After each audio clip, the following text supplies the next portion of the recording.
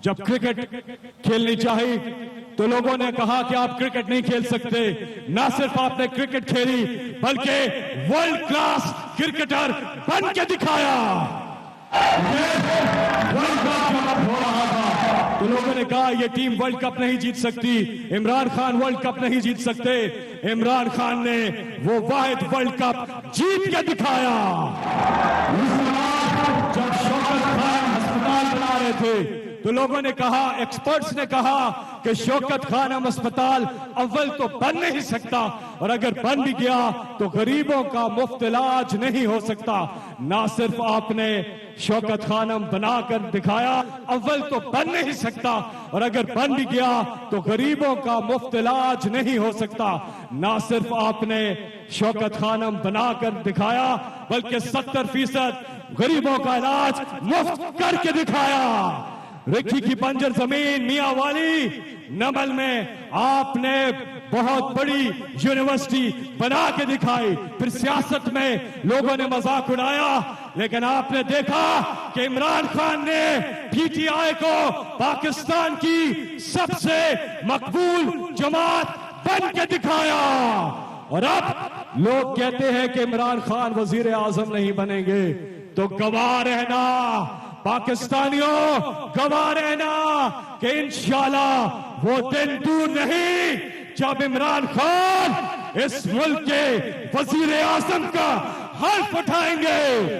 मेरे साथ मिलके पाकिस्तान की आन है आप, पाकिस्तान की शान है आप, पाकिस्तान की पहचान है आप, पाकिस्तान की जान है आप, पाकिस्तान के खान है आप, पाकिस्तान के कप्तान है आप, इमरान खान है आप। पहले पाकिस्तान का कौमी तराना, फिर आपसे बात करूंगा।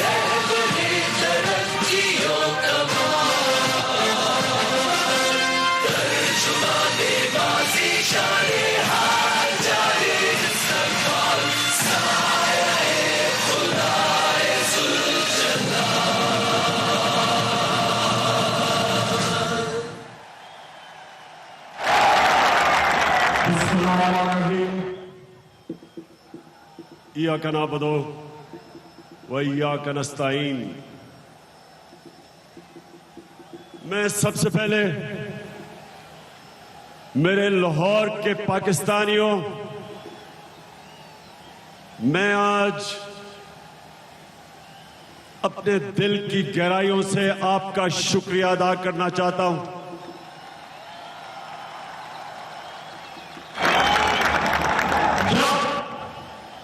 जब भी मैंने आपको दावत दी, जब भी मैंने आपको बुलाया, कभी आपने मुझे मायूस नहीं किया। बहुत बहुत शुक्रिया आपका। और आज पाकिस्तान के मुख्तलिफ शहरों से, इलाकों से आज यहां जलसे में जो लोग आए हैं, मैं आज आप सबको खुशामदीद कहता हूं। आपका शुक्रिया अदा करता हूं जो आपने जज्बा और जुनून दिखाया। और मैं सुबह से देख रहा हूं, बल्कि कल से देख रहा हूं, सिंध से लोग आए, बलूचिस्तान से, स्वात से, पख्तूनख्वा से, गिलगित बल्तिस्तान से, थोड़े आए लेकिन आए जरूर। और मैं आज आपका भी शुक्रिया अदा करता हूं। मैं आज अपनी पाकिस्तानी कौम को एक बात खास कहना चाहता हूं। जब मैंने आपसे पैसा मांगा,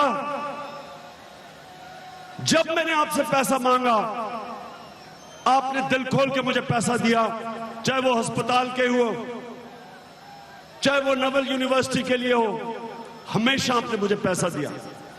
और जब भी मैंने आपको पिछले 7 सालों में जब भी आपको बुलाया, आप आए, तो मैं आज आपके सामने ही कहना चाहता हूं, ये सुन लें खामोशी से, कि जितनी भी मेरी जिंदगी है, मैं इंशाल्लाह आपके लिए आखिरी खून के तबके कतरे तक मैं इंशाल्लाह आपके लिए लड़ूंगा।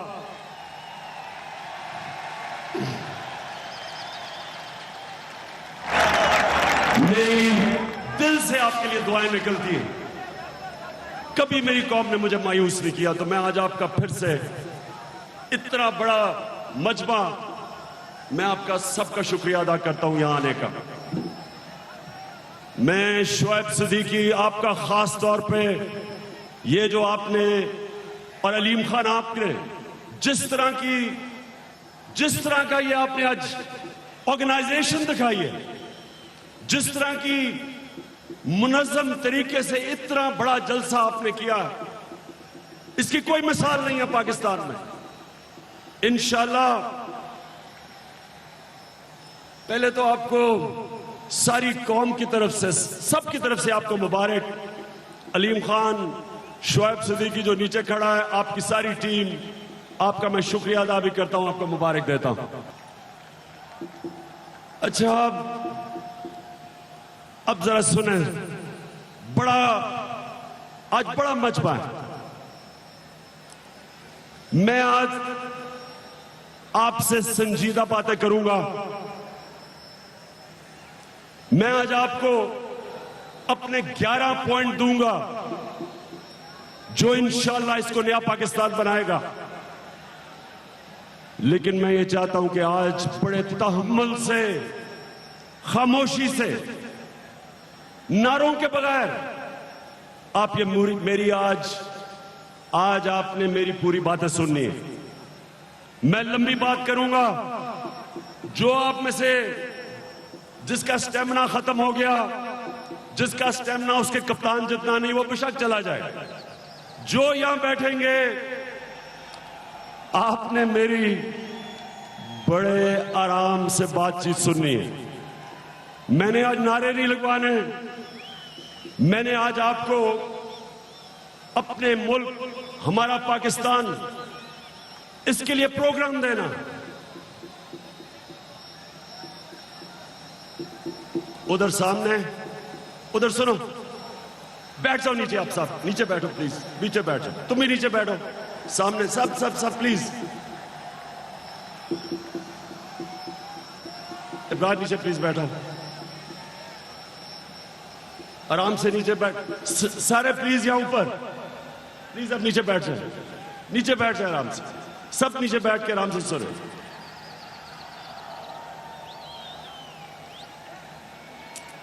अच्छा जी, 1940, मेरे पाकिस्तानियों ये गौर से सुनो, आज आप सब अपने से सवाल पूछे कि ये मुल्क क्यों बना था, पाकिस्तान क्यों बना था। इस ग्राउंड पे खड़े होके हमारे अजीम लीडर कायदे आज़म मोहम्मद अली जिन्ना ने एक ऐलान किया था 1940 में कि हमें पाकिस्तान चाहिए, हिंदुस्तान के मुसलमानों को पाकिस्तान चाहिए था। आज आप सब अपने आप से पूछें कि यह मुल्क क्यों बना था? ये क्यों बना था मुल्क? क्या जरूरत थी कि जब हिंदुस्तान में इतने ज्यादा मुसलमान रह गए, इस मुल्क को बनाने की जरूरत क्या थी? तो मैं आज आपको यह बताना चाहता हूं कि यह मुल्क क्यों बना था। यह मुल्क इसलिए बना था कि कायदे आजम ने सबसे पहले, वो कायदे आजम जो हिंदू और मुसलमानों को इकट्ठा करना चाहते थे, वो कायदे आजम जो अंग्रेजों से आजादी के लिए हिंदू और मुसलमानों को इकट्ठा करना चाहते थे, उन्होंने क्यों फैसला किया कि मुसलमानों को एक अलग मुल्क चाहिए? और इस मुल्क का नजरियाती लीडर, शायद ही अल्लाह ने किसी को ऐसा ज़हन दिया हो, किसी मुसलमान को पिछले 500 सालों में।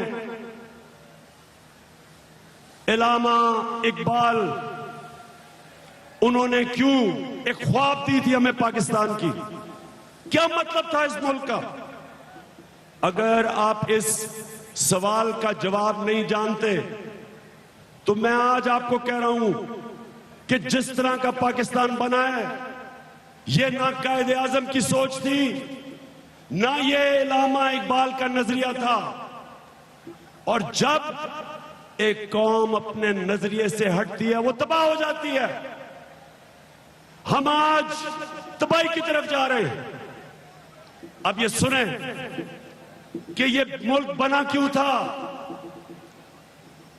सबसे पहले इसलिए बना था कि कायदे आजम इस नतीजे पे पहुंच गए कि कांग्रेस मुसलमानों को वो हकूक नहीं देना चाहती थी जो एक आजाद मुल्क में मुसलमानों को मिलना चाहिए थे। कायदे आजम इस नतीजे पे पहुंच गए कि कांग्रेस हिंदू राज चाहती थी। वो एक ज़हीन तरीन ज़हन कायदे आजम, तब उन्होंने देखा कि एक दिन ये आएगा कि मुसलमानों को हिंदुस्तान में उस तरह रखा जाएगा जो आज नरेंद्र मोदी के हिंदुस्तान में मुसलमानों का हाल है, जो कश्मीरियों का हाल है। तब कायदे आजम ये चीजें कह रहे थे कि क्या मुसलमानों के हकूक की तहफ़्फ़ुज़ कैसे किया जाएगा। तो आज आप सब सुन लो बात। जो कायदे आजम पाकिस्तान चाहते थे, उसमें इंसान, सब इंसानों के हकूक थे।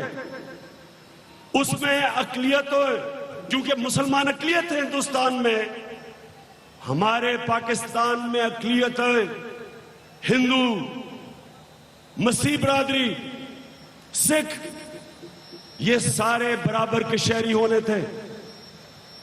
ये कायदे आजम की भी सोच थी।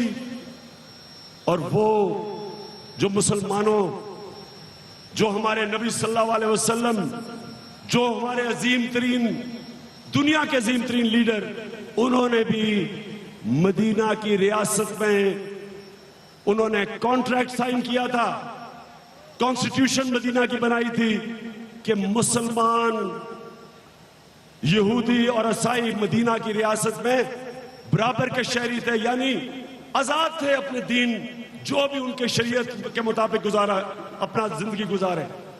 तो ये मुल्क बना था सबसे पहले कि यहां जितनी भी हमारी अक़लियतें हैं, ये सारे बराबर के शहरी हैं। और दूसरी चीज कि ये मुल्क बनना था मदीना के रियासत के मॉडल पे। तो अब मैं आप सबको बताता हूं कि वो क्या मॉडल था। मदीना की रियासत में नबी सल्लल्लाहु अलैहि वसल्लम ने क्या किया था।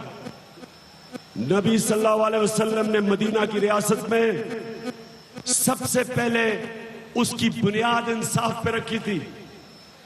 सब कानून के सामने बराबर थे। नबी सल्लल्लाहु अलैहि वसल्लम ने एक दफा कहा कि मेरी बेटी फातिमा भी अगर चोरी करती है उसको भी सजा मिलेगी जो हर किसी की बेटी को मिलती है या किसी को भी।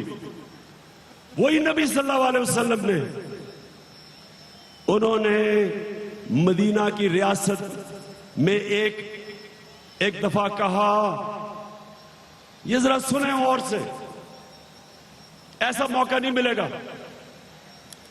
उन्होंने कहा कि ऐ मुसलमानों, बड़ी कौमें बर्बाद हुई तुम्हारे से पहले, जिधर ताकतवर के लिए एक कानून और कमजोर के लिए दूसरा कानून।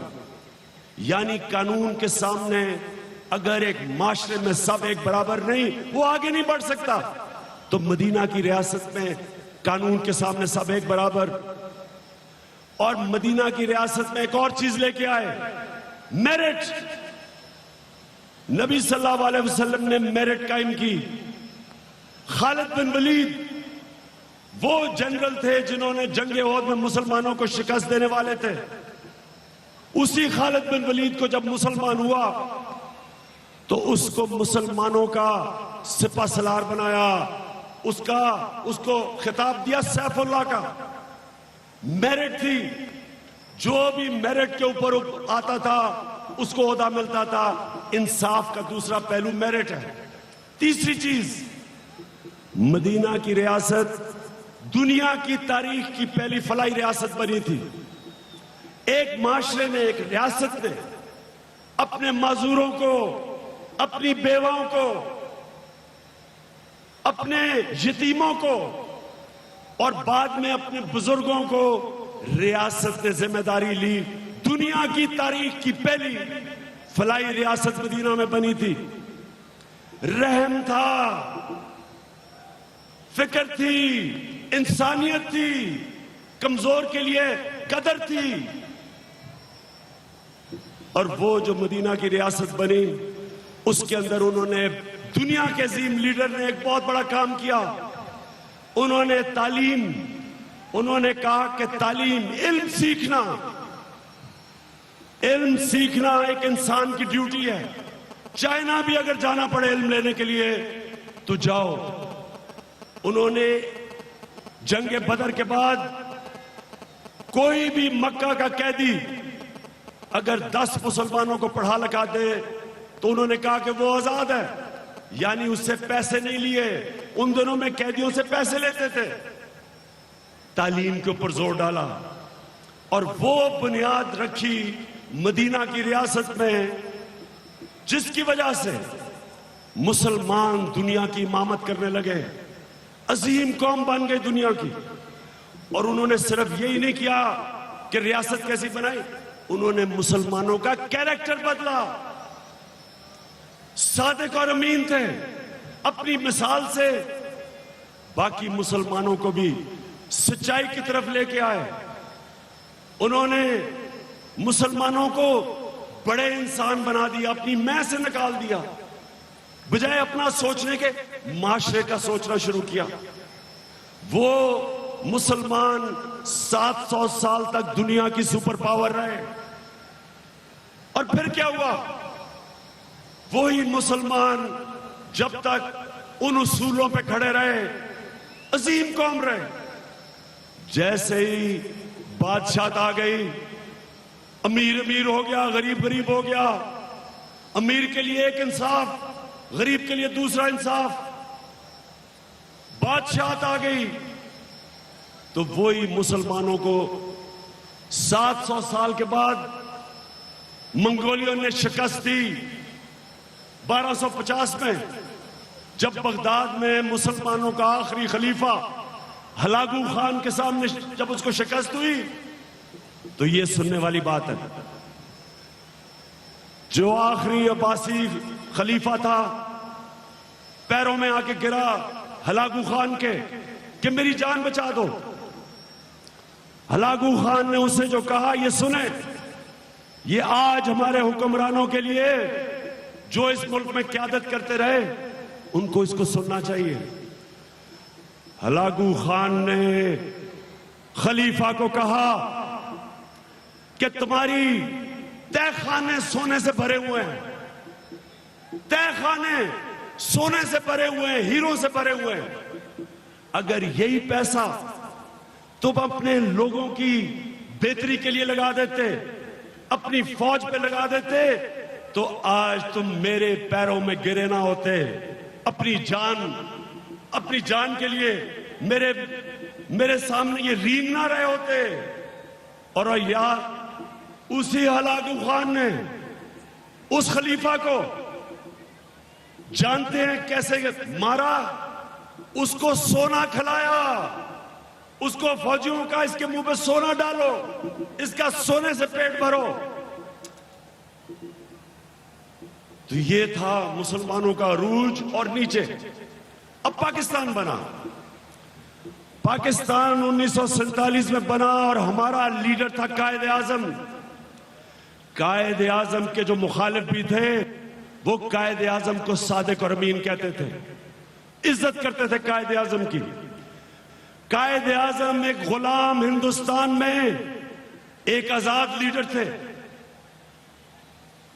कायद आजम वो पॉलिटिशियन थे जिन्होंने 40 साल जद्दोजहद की आजादी के लिए।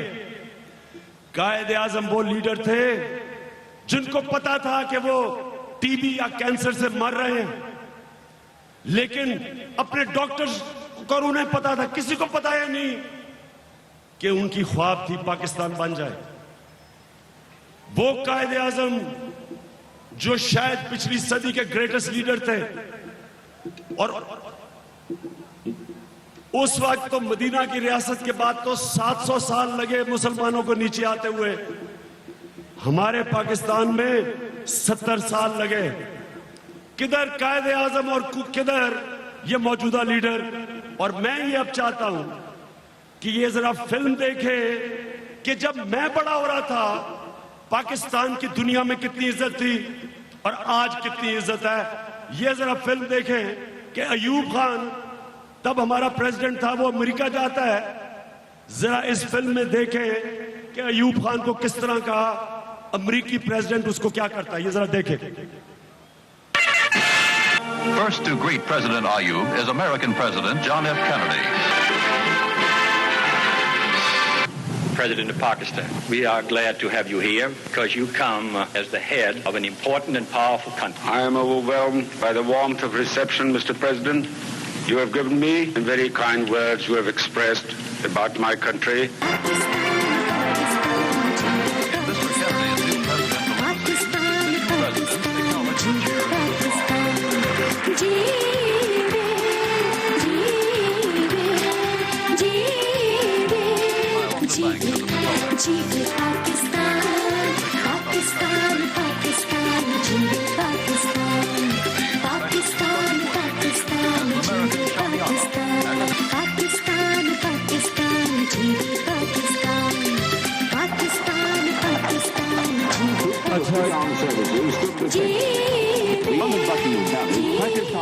अच्छा, अब ये देखें, ये पाकिस्तान का प्रेसिडेंट जा रहा है अमेरिका और उसको किस तरह अमेरिका का प्रेसिडेंट देख रहा है। और अब देखें, आगे चले आप। अब ये जरा देखें कि हमारा चीफ प्राइम मिनिस्टर अमेरिका है। आप ये जरा देखें।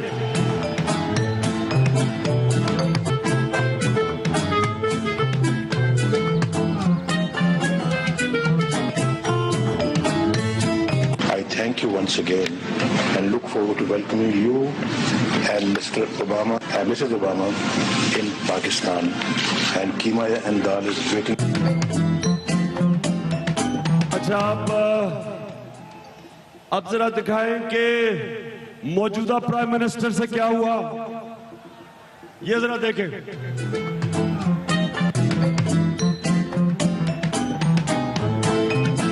प्राइम मिनिस्टर की चेकिंग हो रही है, कपड़े उतारे जा रहे हैं अमेरिकी एयरपोर्ट के ऊपर।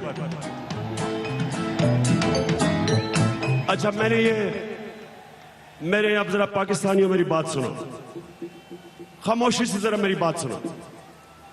ये आप सबके लिए इतनी ज्यादा या नौजवान शक्लें हैं, ये आप सबके लिए एक शर्मनाक चीज है। क्योंकि ये नहीं कि वो नवाज शरीफ है या खाकान अब्बासी है, वो पाकिस्तान का सरबराह है। जब पाकिस्तान के सरबराह से अमेरिका की एयरपोर्ट पे ये होता है, जब हमारा प्राइम मिनिस्टर बैठ के पर्ची से पढ़ता है, उससे सिर्फ बात ही नहीं की जाती अमेरिकी प्रेसिडेंट से, उससे हम सब के लिए एक चीज बायस शर्म है। ये सोचे कि अगर प्राइम मिनिस्टर का ये हाल है तो आम पाकिस्तानी शहरियों को बाहर मुल्क क्या होता होगा।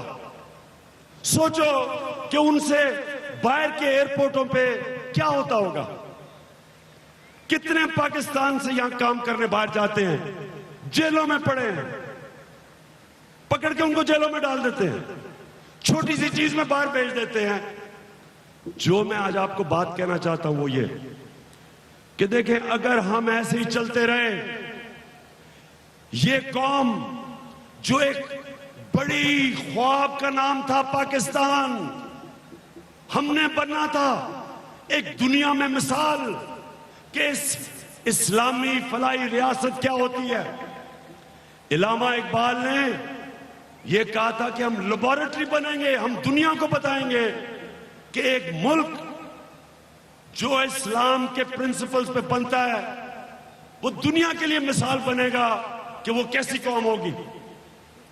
वो कौम जिसने दुनिया को बताना था इंसानियत क्या होती है इस्लाम में, अदल और इंसाफ क्या होता है।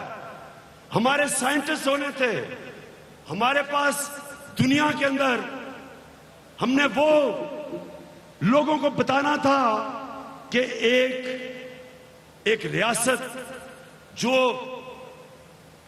अदल और इंसाफ में लोगों को आजाद करती है, आजाद ज़हन बड़े बड़े काम करते हैं।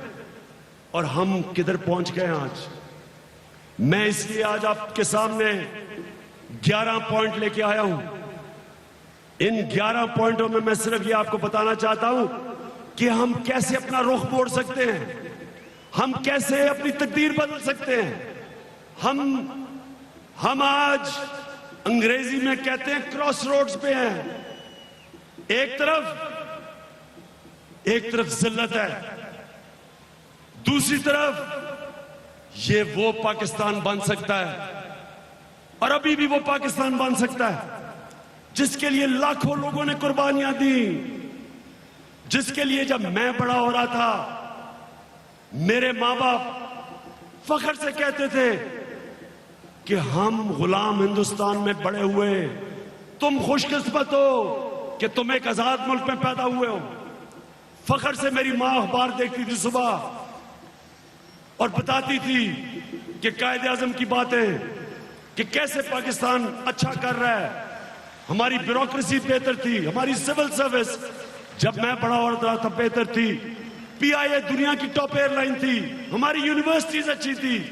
मैं इधर ये पास ही मेयो हॉस्पिटल में मैं पैदा हुआ था। हम प्राइवेट हॉस्पिटल्स में नहीं जाते थे, गवर्नमेंट हॉस्पिटल में अच्छा इलाज होता था। वो पाकिस्तान जो एक वक्त पे सबसे तेजी से बर्रे सगीर में तरक्की कर रहा था, वो पाकिस्तान जब मैं हिंदुस्तान में क्रिकेट खेल के पाकिस्तान आता था तो लगता था कि किसी गरीब तरीन मुल्क से अमीर तरीन मुल्क में आ गया हूं। ये 1990 तक पाकिस्तान सारे बर्रे सगीर में सबसे तेजी से आगे जा रहा था। ये वो मुल्क था और आज ये हाल है। जरा ये अगर आपके पास मोबाइल है नोट करें ये कि पाकिस्तान की 60 साल तारीख में जो कर्जा इस मुल्क के ऊपर चढ़ा था वो था 6000 अरब रुपया। 60 साल की तारीख में इस मुल्क पे 6000 अरब रुपया कर्जा चढ़ा था। 2008 तक 6,000 अरब रुपया कर्जा था। 2008 से लेके 2013 में असद जरदारी के दौर में 6,000 से लेके पाकिस्तान का कर्जा गया 13,000 अरब। सिर्फ 5 सालों में पाकिस्तान का कर्जा दुगना हो गया। और उसके बाद ये नून लीग की हुकूमत आई तो 2013 से लेकर 2018 तक 13,000 से 27,000 अरब रुपया पे आज कर्जा पहुंच गया। सुने, मैं ये जो आपको बातें बता रहा हूं, हम तबाही की तरफ जा रहे हैं, ये मुल्क बर्बादी की तरफ जा रहा है। हमारे पास पैसा ही नहीं है कर्जों की किस्तें वापस करने का। हम कर्जे ले रहे हैं कर्जे वापस करने के लिए।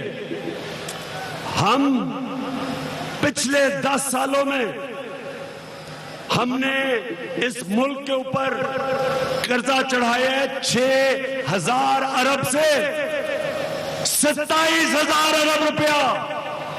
ये आप देंगे, कैसे देंगे आप बताएं कैसे देंगे?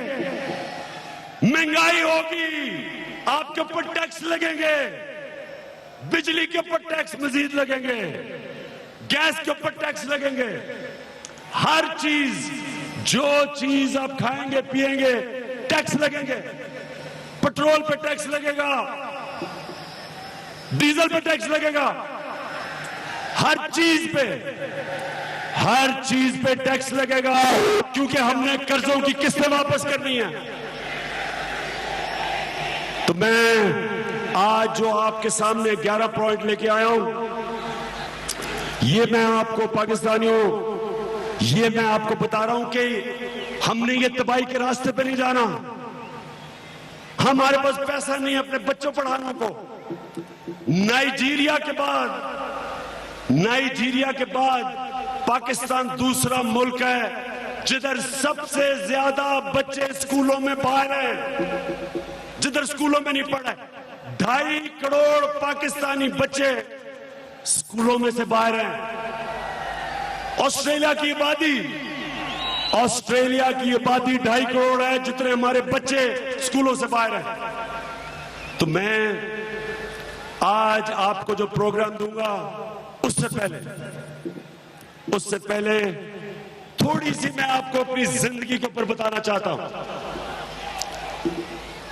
ये थोड़े से आपने जरा गौर से सुने, थोड़ा सा मैं बताता हूं 11 पॉइंट से पहले कि इमरान खान सियासत में कैसे आया, मेरी तरह का आदमी आज सियासत में क्यों है।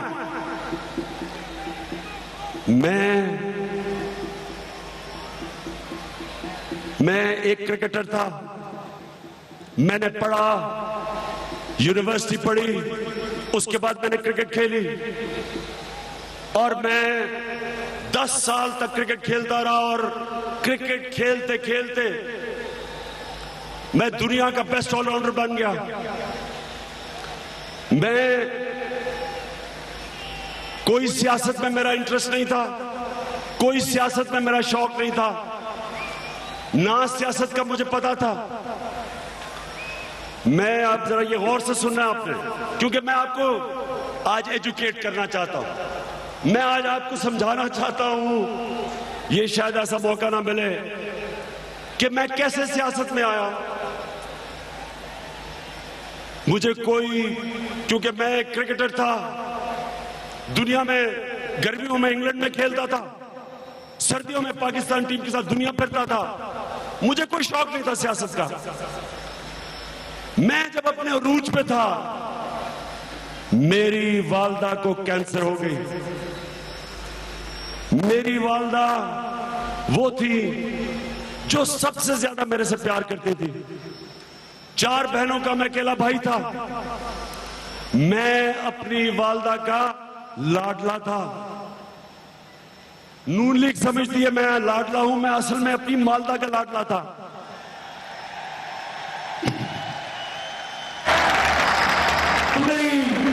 वालदा को जब कैंसर हुई मेरी जिंदगी बदल गई। वो आदमी जिसको कुछ फिक्र ना फाका, हर साल पिछले साल से बेहतर होता था, हर साल मैं ज्यादा ऊपर जाता था। जब मेरी वालदा को कैंसर हुई तो मुझे पहली दफा पता चला कि सारे पाकिस्तान में कोई कैंसर अस्पताल नहीं है। जो कैंसर मेरी वालदा को थी वो अगर यहां शौकत खानम होता तो वो सबसे आसान कैंसर थी जिसका इलाज हो सकता था, क्योंकि अस्पताल नहीं था। जब तक मेरी वालदा को हमें पता चला कैंसर फैल चुकी थी, मैं अपनी वालदा को इंग्लैंड लेके गया। अब यहां जितने भी आप बैठे हैं टीवी पे देख रहे हैं, जो मैं आपको बात बताना चाह रहा हूं वो ये कि जिसने भी अपने घर वाले को मुल्क से बाहर इलाज करवाने लेके गया वो समझेगा मैं क्या कह रहा हूं। जितना मुश्किल काम, हालांकि मुझे इंग्लैंड में लोग जानते थे, मेरी वाकफियत थी, मैं वहां क्रिकेट खेलता था, लेकिन जिस तकलीफ से मैं गुजरा अपनी वालदा को बाहर लेके गया वो सब जानते हैं जिन्होंने अपने कोई भी करीबी लोगों को बाहर इलाज करवाने लेके गया। जब मैं वहां इंग्लैंड गया, ये मैं आज आपको चीजें बता रहा हूं क्योंकि दो नहीं एक पाकिस्तान का मतलब क्या है। जब मैं इंग्लैंड गया तो मेरी वालदा का एक सरकारी अस्पताल में इलाज हो रहा था। मैं पैसे दे रहा था अपनी वालदा के लिए। साथ वाले बिस्तर पे एक औरत बैठी थी जिसका मुफ्त इलाज हो रहा था, जो गरीब औरत थी। मैं ये देखता था डॉक्टर्स और नर्सेज कोई फर्क नहीं करते थे उनमें, उनको इन दोनों को एक ही तरह देखते थे। हमें याद है यहां पाकिस्तान में, यहां अस्पतालों में गरीब लोगों से क्या होता है, और फिर वीआईपी कमरे होते हैं पैसे वाले लोगों के लिए। उधर कोई फर्क नहीं उन्होंने किया। बहरहाल मैं अपनी वालदा को वापस लेके आया। अब ये आपने बड़े गौर से सुनना है जो मैं बताने लगा हूं। मेरा ये सियासत में रास्ता आया कैसे। मैं अपनी वालदा को लेके आया वापस। कैंसर फैल चुकी थी, तकलीफ में थी। ये फिर यह मेयो हॉस्पिटल है। ये मैं अब बात कर रहा हूं 1984 की सर्दियां। मैं यहां आया एक डॉक्टर को मिलने जो पेट की कैंसर जानता था। उसके कमरे के बाहर मैं इंतजार कर रहा हूं। इतने में एक बूढ़ा आदमी आता है। एक बूढ़ा आदमी आता है, एक हाथ में उसने दवाइयां पकड़ी, दूसरे हाथ में उसने एक पर्ची पकड़ी हुई। जो आदमी खड़ा था डॉक्टर के कमरे के बाहर, उसे कहता है, अच्छा मैं पीछे से देख रहा हूं। अब कहता है मैंने सारी दवाइयां ले ली। वो देखता है, वो कहता है नहीं अभी आपने ये दवाई और लेनी है। वो कहता है कितने की है वो उसे कुछ कहता है और वो आदमी मुड़ता है और मैं उसकी शक्ल देखता हूं। जब मैं उसकी शक्ल देखता हूं उसमें जो तकलीफ और मायूसी मुझे नजर आती है, वो मेरे घर में मेरे सारे घर वालों की वही शक्ल पे तकलीफ और मायूसी थी। मैं उससे पूछता हूं कि ये क्या है, ये किधर से आया है। अब ये सुने, वो कहता जी ये गांव से अपने भाई को लेके आया हुआ है मेयो हॉस्पिटल। भाई कैंसर से मर रहा है। ये आदमी, बूढ़ा आदमी, सारा दिन मजदूरी करता है और रात अपने भाई के साथ बैठता है। ये अगर कोई और वक्त में सुनता कोई फर्क नहीं पड़ना था मुझे, क्योंकि मैं तकलीफ में था। उस चीज ने मुझे उस दिन फैसला करवाया। उस दिन मैंने फैसला किया कि मैं पाकिस्तान में कैंसर हॉस्पिटल बनाऊंगा जिसमें पैसे वाले लोगों को बाहर ना जाना पड़े और जिसमें गरीब आदमी जब कैंसर की तकलीफ में आए तो उसको दवाइयों के लिए, पैसे के लिए मजदूरी ना करनी पड़े। इधर सामने इम्तियाज सबको का बैठे, इन सबको का बैठो, बैठो नीचे प्लीज। आपने उधर जो गार्ड है किसी को यहां खड़े ना होने दे, बैठे। अब सुने, ये था 1985 जब मेरी वालदा फौत हो गई। मैंने फैसला किया मैं हॉस्पिटल बनाऊंगा। वो एक बड़ी लंबी कहानी है। जिधर मैं जाऊं लोग कहते जी बन ही नहीं सकता कैंसर हॉस्पिटल। कहते जी गवर्नमेंट ने बनाने की कोशिश की, नहीं बन सकता। मैंने लाहौर के अंदर, मैंने क्रिकेट छोड़ी 87 में, मैंने पूरी कोशिश की हॉस्पिटल बनाने के लिए। जिधर जाऊं जिससे पूछूं कहता जी बन ही नहीं सकता। मैंने लाहौर में सेमिनार 20 डॉक्टरों को बुलाया, 20 डॉक्टर वहां बैठे हुए। और अभी भी मैं आपको बताऊं हमारे बोर्ड मेंबर्स थे, रजाक दाऊद, डॉक्टर परवेज हसन, शौकत तरीन। हम बैठे, 20 डॉक्टर्स में से 19 डॉक्टर्स ने कहा कि पाकिस्तान में कैंसर हॉस्पिटल नहीं बन सकता। एक ने कहा कि बन सकता है, लेकिन आप गरीबों का इलाज मुफ्त कर सकते हैं। बहरहाल मैं कोशिश करता रहा, भाग दौड़ करता रहा। जिधर दुनिया में पाकिस्तानी थे वहां पहुंच जाता था, पैसे इकट्ठे करता था। अब आगे चले जाएं। अब मैं आपको दूसरा वाक्य सुनाने लगा हूं कि आज मैं पॉलिटिक्स में क्यों आया। हमने आप हॉस्पिटल खोलने के लिए पैसा इकट्ठा करना था। आप में स्टेमिना है, पहले मुझे बताओ, सुनने के लिए स्टेमिना है? थक तो नहीं गए? अच्छा सुनो आप। अब जी मैं पाकिस्तान में पैसे इकट्ठे कर रहा हूं सारी, कोई दुनिया में मैंने मुल्क नहीं छोड़ा, जिधर पाकिस्तानी थे मैं वहां पहुंच जाता था। और लोग तंग आ गए। जो पैसे वाले लोग थे वो मेरी शक्ल नहीं देखना चाहते थे कि फिर पैसे मांगने आ गया। तो मैं पढ़ता था एचएसएन कॉलेज में, मेरे दोस्त थे। मैंने समझा पैसे वाले लोगों से मैं पैसे मांगूंगा वो मुझे दे देंगे। मैंने तब एक बहुत बड़ी चीज सीखी कि आदमी कितना सखी है, कितना बड़े दिल का है। उसका कोई कनेक्शन नहीं है कि बैंक में उसके पास कितने पैसे। कई मैंने बड़े पैसे वाले लोगों से बड़े कंजूस नहीं देखे, और कई मैंने गरीब आदमियों से बड़े खुले दिल वाले नहीं देखे। तो ये बड़ा मेरा सफर 85 से शुरू हुआ। अब ये 9 साल मैं कोशिश कर रहा हूं, 9 साल।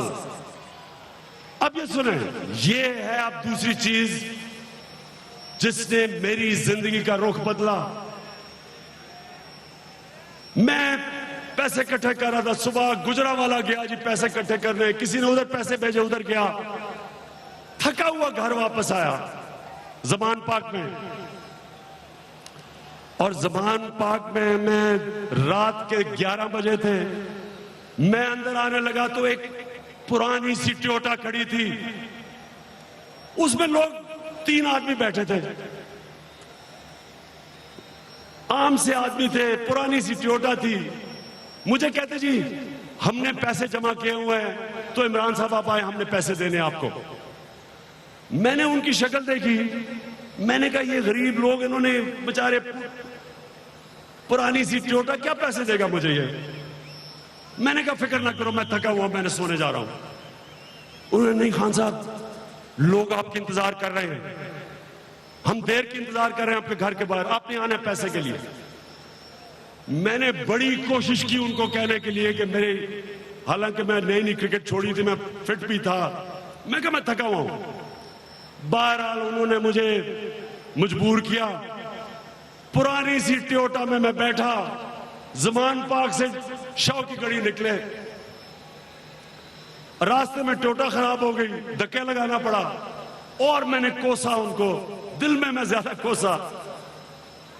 लो जी गाड़ी रुकी, छोटी सी गलियों में मुझे लेते गए, गंदी गलियां, बू आ रही, मैं अपने आप को कोस रहा हूं कि मैं क्यों आ गया यार।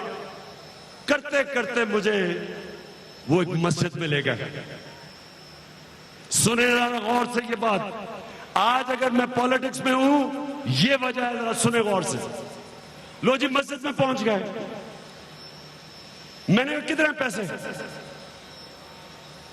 वो कहती जी फिक्र ना करें, पैसे आ रहे हैं। मैंने कहा तुम मुझे क्या, यहां पैसे जमा किए हुए हैं, मैं थका हुआ हूं, तुम मुझे यहां ले आए हो, कितने पैसे? ऐसे खड़ा मैं। नहीं क्रिकेट खेली थी, पॉलिटिक्स में मैं आया नहीं था, सबर अभी मेरे में आया नहीं था। तो मैं क्या देखता हूं, लाउड स्पीकर पे मस्जिद में एक आदमी कह रहा है कि जी इमरान खान आ गए, जिसने आके चंदा देना है आके मस्जिद में दे दे। आप यकीन करें कि मुझे इतना गुस्सा चढ़ा, मैं अभी उसको गर्दन से पकड़ नहीं लगा था। मैं क्या देखता हूं कि पीछे से आवाजें आनी शुरू हो गई। 5 मिनट के अंदर वो मस्जिद भर गई। जब मैंने उन लोगों को देखा, मेरे पाकिस्तानियों, ये सुनो गौर से जो मैं कह रहा हूं, जब मैंने उन लोगों की शक्लें देखी, गरीब तरीन लोग, कोई 5 रुपए पकड़ के खड़ा है, कोई 10 रुपए पकड़ के खड़ा है, गरीब लोग, बूढ़ी औरतें, कोई मजदूर कहता जी हमने आपको पैसे देने। मैंने जब उनको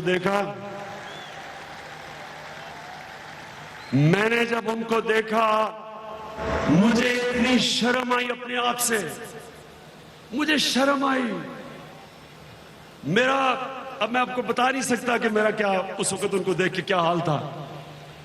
मैं अब उनको मैं कहूं खुदा के वास्ते फिक्र ना करें, आप गरीब लोग हैं, मैं आपके पैसे के बगैर अस्पताल बना लूंगा। वो कहे नहीं, इमरान खान हम इस शिरकत करना चाहते हैं, इसमें हम अपना शेयर डालना चाहते हैं।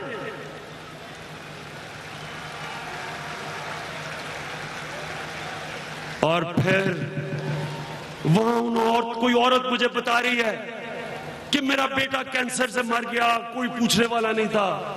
कोई कह के मेरी वालिदा मर गई कैंसर से। देखें, कैंसर से जो मौत होती है वो आम मौत की तरह नहीं होती। आहिस्ता आहिस्ता कैंसर दीमक की तरह जिस्म को खाती है। आप एक इंसान को अपनी सामने आप अंदाजा नहीं लगा सकते आपके सामने एक इंसान कैसे जाता है, जो तकलीफ में वो जाता है, तो वो तो खुद तो चला जाता है, अपने खानदान का बेड़ा गर्क करके चला जाता है, लोग तबाह हो जाते हैं, सालों तक लोग नहीं बर्दाश्त करते जो वो तकलीफ देखते, अपने मां की, अपने बेटे की, बच्चों की, अपने बाप की, बहनों की। तो वो मुझे कहानियां सुना रहा है कि जी मेरे से ये हो गया। वो दिन था कि मैंने फैसला किया कि ये है दो पाकिस्तान। एक तरफ मेरी तरह का आदमी जो अपनी वालिदा को बाहर ले जा सकता है, जिसको पैसे की फिक्र नहीं, दूसरी तरफ ये है पाकिस्तान दूसरा।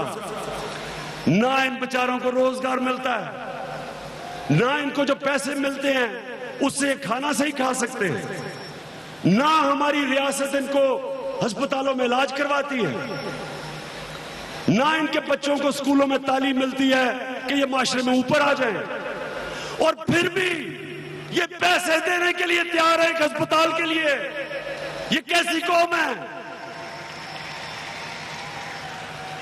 और दूसरी तरफ बेहिस लोग हैं यहां।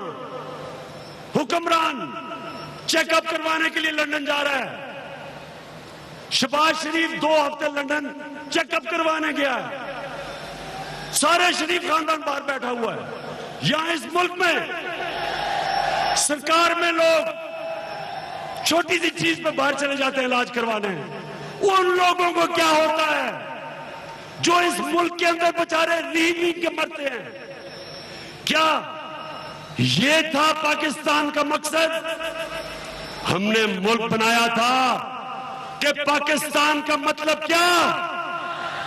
ला इलाहा इल्लल्लाह, एक वो मुल्क जिसमें रहम होना था, जिसमें इंसान को डिग्निटी देनी थी, जिसमें आम इंसान वीआईपी होना था, जो फलाई रियासत होनी थी, जिसमें हमने अपने नौजवानों को रोजगार देना था, जिसमें हमने अस्पताल बनाने थे कि अगर एक गरीब आदमी उसके पास पैसा नहीं है तो वो अस्पताल उसका मुफ्त इलाज करे।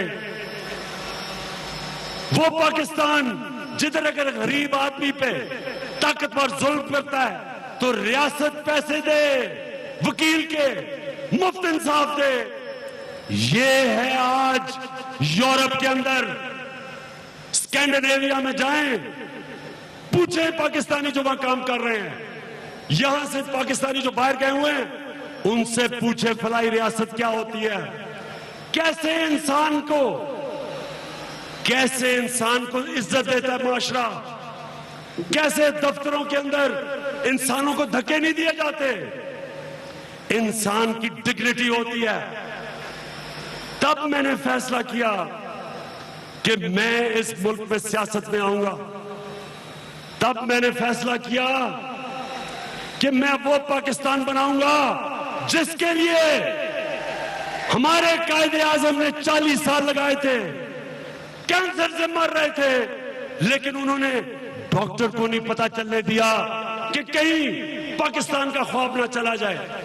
और यहां ये छोटा सा माफिया, जो छोटा सा माफिया, इनके बच्चे बाहर, इनका पैसा बाहर, इनके मालात बाहर, इनके इलाज बाहर, इनके बच्चे बाहर पड़ते हैं, और इस मुल्क का पैसा चोरी करके बाहर मालात लेते हैं, और यहां इस मुल्क को उधर लेके जा रहे हैं जिधर आगे इस मुल्क की सलामती को खतरा है।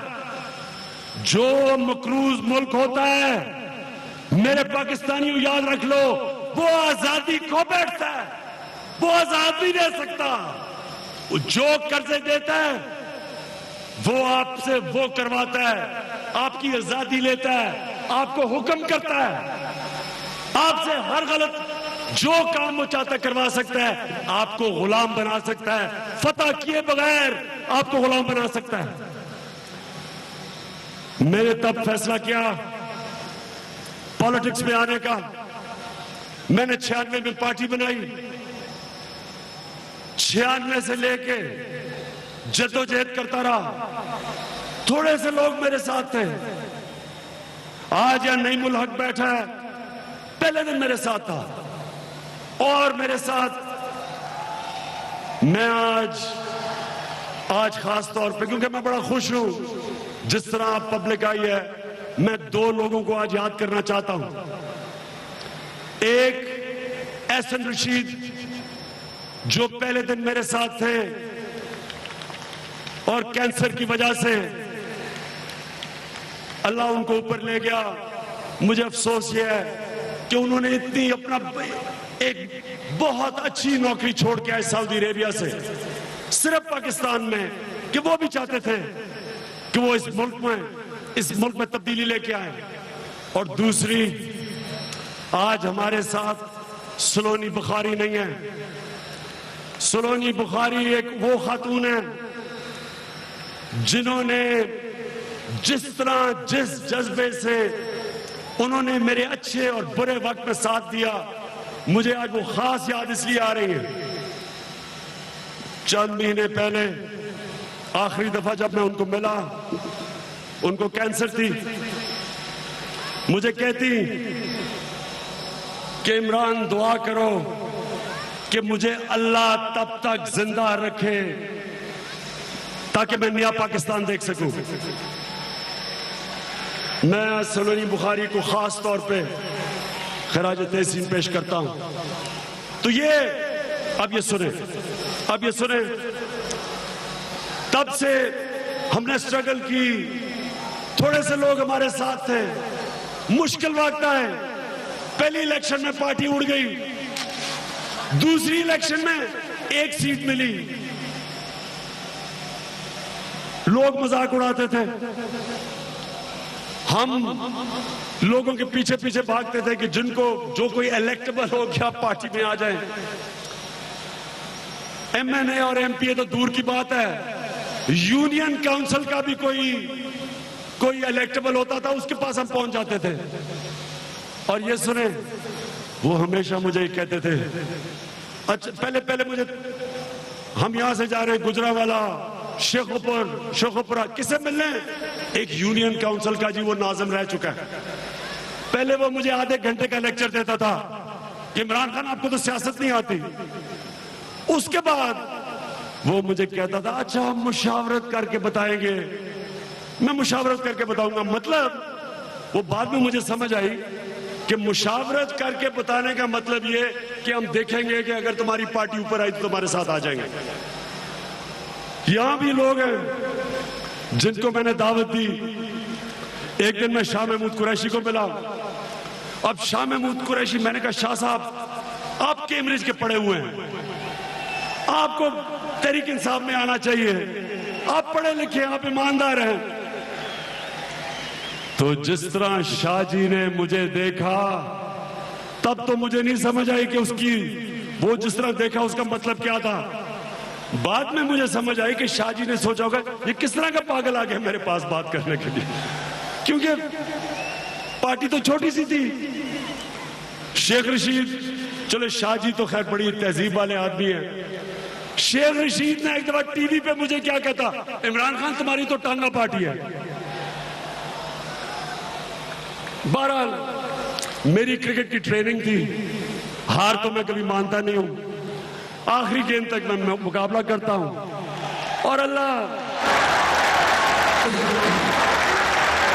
बदल देता है। इसी ग्राउंड के ऊपर जो टांगा पार्टी थी, अल्लाह का करम है, दिलों की चाबी अल्लाह के हाथ में है। इसी ग्राउंड के ऊपर 30 अक्टूबर 2011 में मैंने देखा कि इस तरह आवाम आई और हमारी पार्टी अगले फेज में चली गई। उसके बाद जो सबसे मुश्किल काम हमने किया धरना था। धरना एक पाकिस्तान की सियासी तारीख में एक ऐसा वक्त था कि खूनी इनकलाब के बगैर हमने मुल्क में तब्दीली ले आए। जब एक माफिया मुल्क के ऊपर कब्जा करके बैठ जाए, उसको स्वाय खूनी इनकलाब की आप उसको नहीं हटा सकते, क्योंकि वो सारे इदारे कब्जा कर लेता है। वो उसके पास पैसा होता है, मीडिया पे कंट्रोल कर लेता है, इदारे उसके हाथ में, मीडिया उसके हाथ में, इलेक्शन वो धांधली से जीत जाता है। इनको, जो एक माफिया जब मुल्क को कंट्रोल करता है, खूनी इनकलाब के बगैर आप उसको शिकस्त नहीं दे सकते। लेकिन धरने में मैं फिर अपनी कौम का शुक्रगुजार हूं। आप निकले, आपने मेरी मदद की, हम सड़कों पर निकले और माशाअल्लाह अल्लाह का करम है कि आज आप पाकिस्तान की सबसे बड़ी जमात हैं। और इंशाअल्लाह जो इलेक्शन आएगा ये वक्त साबित करेगा कि इस पार्टी को कोई शिकस्त नहीं दे सकता।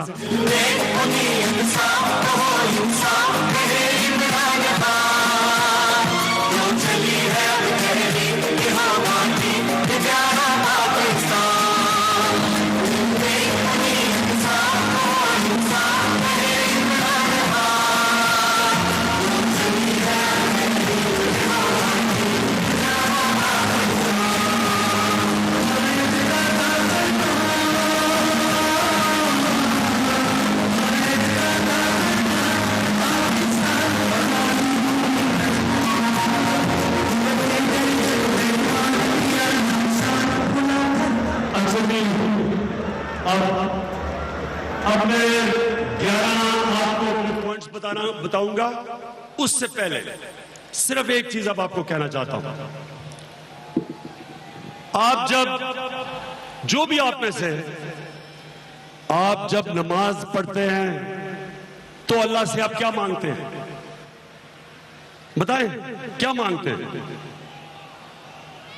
आप सिर्फ एक चीज मांगते हैं कि अल्लाह मुझे उनके रास्ते पे लगा जिनको तूने नेमतें बख्शी, उनके रास्ते पे नहीं जो अपने तबाही के रास्ते पे चले गए। एक चीज 5 वक्त की नमाज पे आप मांगते हैं। मैं फिर से आपको कहता हूं, हम आज उधर खड़े हैं, एक तरफ है अल्लाह की नेमतों का रास्ता, दूसरी तरफ है हमारी तबाही का रास्ता। ये है वक्त जो मुल्क ने फैसला करना है। ये है वो वक्त कि हमने फैसला करना है हमने कौन सा रास्ता पकड़ना है। जो तबाही का रास्ता वो तो सामने है। अमीर अमीर होता जाए, गरीब गरीब होता जाए। गरीब के लिए एक तालीम, अमीर के लिए दूसरी। अस्पताल और गरीब रिंगता रिंगता मरे, अमीर और।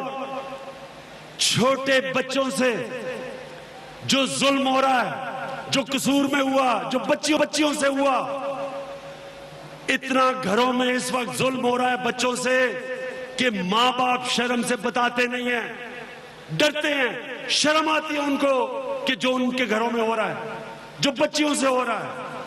गुर्बत की वजह से कई घरानों में अपनी बच्चियों को वो उस तरफ लगा देते हैं, गलत तरफ, क्योंकि पैसा नहीं है। हदीस है नबी सल्लल्लाहु अलैहि वसल्लम की कि गुर्बत इंसान को कुफर की तरफ ले जाती है। ये जो रास्ता है ये है जुल्म का रास्ता।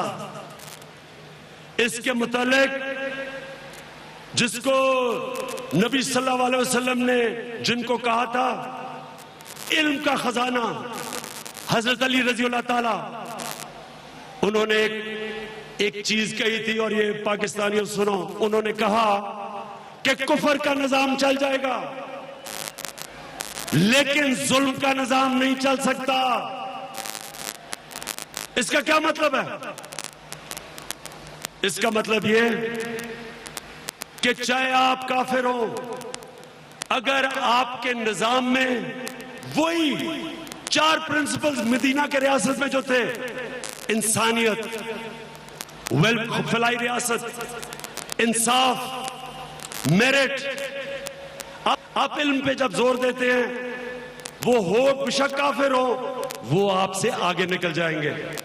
और अगर आप अपने आप को मुसलमान कहते हैं और आपके माशरे में जुल्म है, नाइंसाफी है, वो निजाम नहीं चल सकता। जब आप ये कहते हैं कि अल्लाह उस रास्ते पे लगा जिनको नेमतें दी, तो जो लोग उस रास्ते पे चलते हैं अल्लाह की बरकत आती है उन पे। आज आप स्कैंडिनेविया ममालिक में देखें, खुशहाली है, इंसानियत है, लोग खुश हैं। आप चाइना को देखें, चाइना वो मुल्क है 30 सालों में 70 करोड़ लोगों को गुर्बत से निकाला है चाइना ने। 70 करोड़ लोगों को, इंसानों को गुर्बत से निकाला है। आज सबसे ज्यादा तेजी से आगे जा रहा है। दुनिया में चाइना की इज्जत है। यही वजह थी कि मदीना की रियासत में उनका इंसाफ और इंसानियत के निजाम की वजह से वो दुनिया की सुपर पावर बन गए। तो पाकिस्तानियों, हमारे पास अब 2 रास्ते हैं। एक है, अगर हम अपने, ये जो मेरे 11 पॉइंट हैं, ये सारे वो पॉइंट हैं जो इसको एक पाकिस्तान बनाएगा, जो इसमें निचले तबके को ऊपर उठाएगा, जो इसमें सारी पॉलिसीज बनाएगा गुर्बत कम करने की, जो 10 करोड़ पाकिस्तानियों को गुर्बत से निकालेगा, जो एक इंसाफ का निजाम लेके आएगा, जो निजाम लेके आएगा जिस तरह मदीना की रियासत में 2 खलीफा वक्त अदालत में पेश होते हैं। हजरत अली रजी अल्लाह ताला एक यहूदी के खिलाफ केस हार जाते हैं। केस वो हार जाते हैं, अदालत का फैसला कबूल करते हैं, कानून के नीचे होते हैं। हजरत उमर को एक आम आदमी खड़ा होकर कहता है, क्या उमर बता किधर से तेरे पास पैसा आया कपड़े खरीदने का? जो मदीना के रियासत में जो खलीफा थे वो कानून के नीचे थे, वो जवाब देते थे लोगों को। वो इसलिए दुनिया में ऊपर आए कि वहां इंसाफ और इंसानियत थी। तो मैं जो आज आपके सामने 11 पॉइंट रखूंगा, मैं आपको यकीन दिलाता हूं, पाकिस्तानियों, ये मैं आपको यकीन दिलाता हूं कि ये एक अजीम मुल्क बन सकता है। मैं ये आपको यकीन दिलाता हूं कि अगर हम अपना रुख बदल लें, ये एक अजीम मुल्क बनेगा। तो पहली चीज, अब सुने, पॉइंट पहला, कोई दुनिया में मुल्क तरक्की नहीं किया जिसने अपने बच्चों को तालीम नहीं दी। कोई दुनिया की मिसाल नहीं है। जो भी मुल्क ऊपर गया उसने तालीम के ऊपर जोर दिया। एशियन टाइगर्स हमारे सामने, हमारे से आगे निकल गए क्योंकि सारे एशियन टाइगर्स ने अपने बच्चों को तालीम दी, अपनी बच्चियों को तालीम दी। जो भी मुल्क दुनिया में तरक्की किया है उसने सबसे ज्यादा पैसे अपने बच्चों की तालीम पे खर्च किया। पाकिस्तान का निजाम क्या है? 8 लाख बच्चे इंग्लिश मीडियम स्कूलों में हैं। 8 लाख बच्चे इंग्लिश मीडियम स्कूलों में हैं। उनके लिए बेहतरीन तालीम, बेहतरीन नौकरियां। 25 लाख बच्चे दीनी मदरसों में हैं। दीनी मदरसों के अंदर सबसे कई दफा गरीब तरीन घरानों के बच्चे पढ़ रहे हैं। कभी आज तक हमारे माशरे ने पूछा है कि क्यों नहीं दीनी मदरसे से के बच्चों, क्यों नहीं वो डॉक्टर बनते, इंजीनियर बनते, जनरल बनते, क्यों नहीं बनते? कभी हमने परवाह किया है कि दीनी मदरसे के बच्चे भी हमारे बच्चे हैं, ये कहीं और से तो नहीं आए, ये हमारे बच्चे हैं। क्यों नहीं आज तक हमने इनकी फिक्र की? क्योंकि गरीब बच्चे हैं। क्यों नहीं हमने फिक्र की कि हमारे सरकारी स्कूलों का निजाम नीचे जा रहा है? 3.25 करोड़ बच्चे पढ़ते हैं सरकारी स्कूलों में। सरकारी स्कूलों का जो हाल है, आज कितने बच्चे सरकारी स्कूलों से ऊपर आ सकते हैं? मैं आपको एक और, हम लाहौर में हैं लिहाजा मैं आपको मिसाल देता हूं। लाहौर में आधा जो बजट है पंजाब का वो लाहौर पे खर्च होता है। 350 अरब रुपया शहबाज शरीफ खर्च करता है लाहौर पे। पख्तूनख्वा में जो डेवलपमेंट बजट है पख्तूनख्वा का 1 साल का, वो 110 अरब है। जो सिर्फ लाहौर पे खर्च होता है वो 350 अरब है, 3 गुना ज्यादा पख्तूनख्वा से। मैं ये सवाल पूछता हूं, शहबाज शरीफ आप या 10 साल से हुकूमत कर रहे हैं, मुझे जवाब दें कि यहां कितनी आपने यूनिवर्सिटीज बनाई जो इंटरनेशनल स्टैंडर्ड की हैं? मुझे बताएं कितने सरकारी स्कूल आपने ठीक किए हैं? मुझे बताएं हमारी बच्चियों के लिए कितने स्कूल आपने बताए हैं? सबसे ज्यादा इस वक्त पाकिस्तान में जो लड़कियां स्कूल से बाहर हैं वो पंजाब में हैं। क्या किया आपने स्कूलों के लिए? मुझे यही बता दें कि आपने कितने अस्पताल बनाए। 350 अरब रुपया सालाना बजट है। कितने आपने अस्पताल बनाए जिसमें शरीफ खानदान का इलाज हो सके?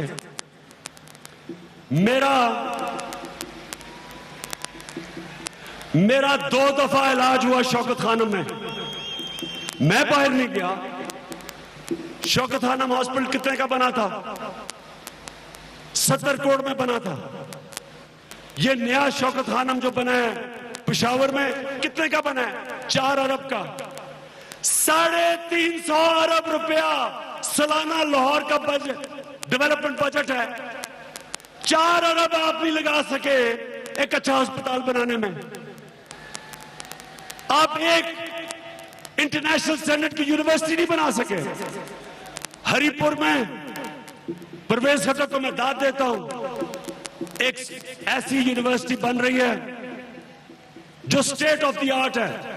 ऑस्ट्रिया से कोलैबोरेशन करके इस वक्त हरिपुर में यूनिवर्सिटी बन रही है जो पाकिस्तान के बच्चों को बाहर नहीं जाना पड़ेगा, यहां बैठ के उनको ऑस्ट्रिया की इंजीनियरिंग की डिग्रीज मिलेंगी। तो आपने क्या किया है? कितने लाहौर के लोगों को आपने साफ पीने का पानी दिया? 350 अरब रुपया लाहौर में। तो सबसे बड़ी बात यह कि कितना आपने 10 सालों में तालीम को बेहतर किया। कभी कोई सड़कें बनाने से भी मुल्क बनता है? मुझे बताएं, कोई मुल्क आज तक बना है पुल और सड़कों बनाने पे? मुल्क बनता है इंसानों की वजह से। मैं आज आपको ये दिखाना चाहता हूं, ये जरा फैसल दिखाएं। ये 2 मुल्क थे, जर्मनी और जापान। दूसरी जंग अजीम के बाद जरा देखें उनका हाल क्या हुआ। ये जरा देखें 1945 में।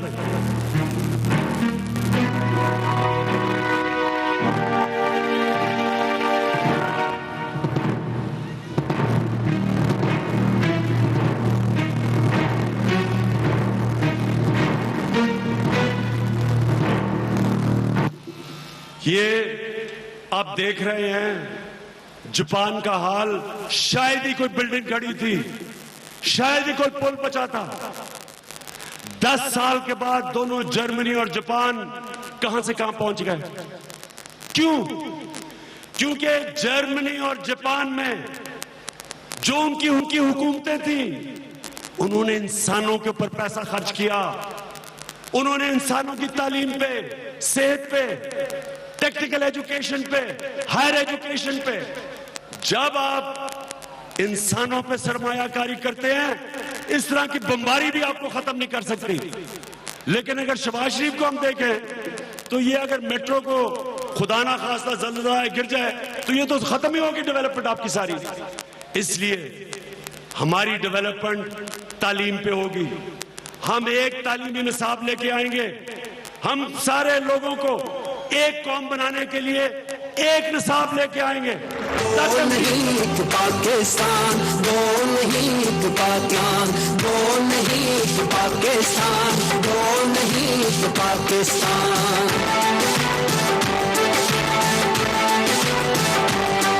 इस देश में ऐसा देश भी है जहाँ लोग अय्याशी करते हैं, और ऐसा भी है जिसमें बच्चे बिलक बिलक के मरते हैं। एक पाकिस्तान है पकड़े का, एक पाकिस्तान मजबूर का।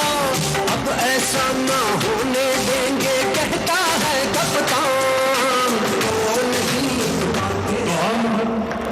जो दूसरे का पॉइंट है, दूसरी चीज, हमने अपने लोगों की सेहत का ध्यान रखना है।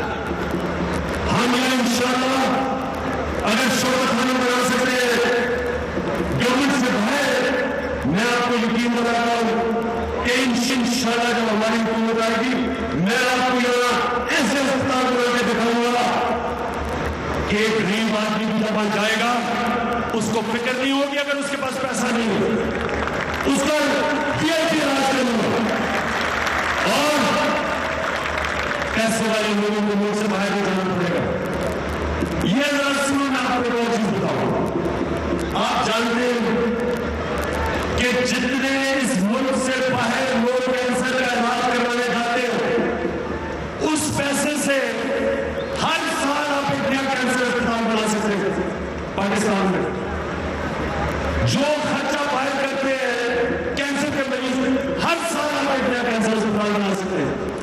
जितने पाकिस्तान के बच्चे जो बाहर जाके पढ़ते हैं, आपको पता है जो बाहर पैसा खर्च करते हैं वो सारे पाकिस्तान के एजुकेशन बजट से ज्यादा पैसा है। 20 करोड़ पाकिस्तान का जो एजुकेशन का बजट है, थोड़े से जो खुशकिस्मत बच्चे जो बाहर जाके पढ़ते हैं, उनका जो पैसा बाहर खर्च करते हैं वो सारा पाकिस्तान के एजुकेशन बजट से ज्यादा है। तो इंशाअल्लाह पहली चीज अस्पताल बनाएंगे, दूसरा हम काम करेंगे या पख्तूनख्वा से लोग आए हुए, दूसरा हम काम करेंगे या पख्तूनख्वा से लोग हैं आए हुए हैं। पख्तूनख्वा के अंदर 70% खानदानों के लिए हमने हेल्थ कार्ड निकाला है। हेल्थ कार्ड का मतलब कि हर खानदान 5.5 लाख रुपया खर्च कर सकते हैं हेल्थ इंश्योरेंस पे अगर उनके कोई बीमार हो जाए। मैं ये इसलिए कह रहा हूं कि गरीब घराने में जब कोई बीमार होता है वो गरीब घराना कब मकबूज हो जाता है। इसलिए हमने निचले तबके के लिए इंशाल्लाह सारे पाकिस्तान के अंदर हेल्थ इंश्योरेंस लेके आएंगे।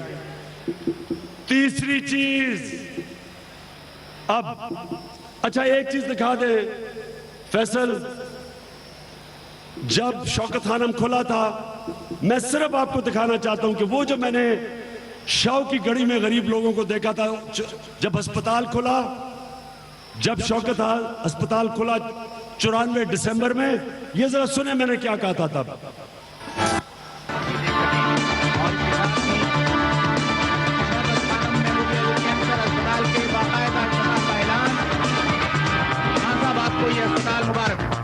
पाकिस्तानी कौम को ये अस्पताल मुबारक।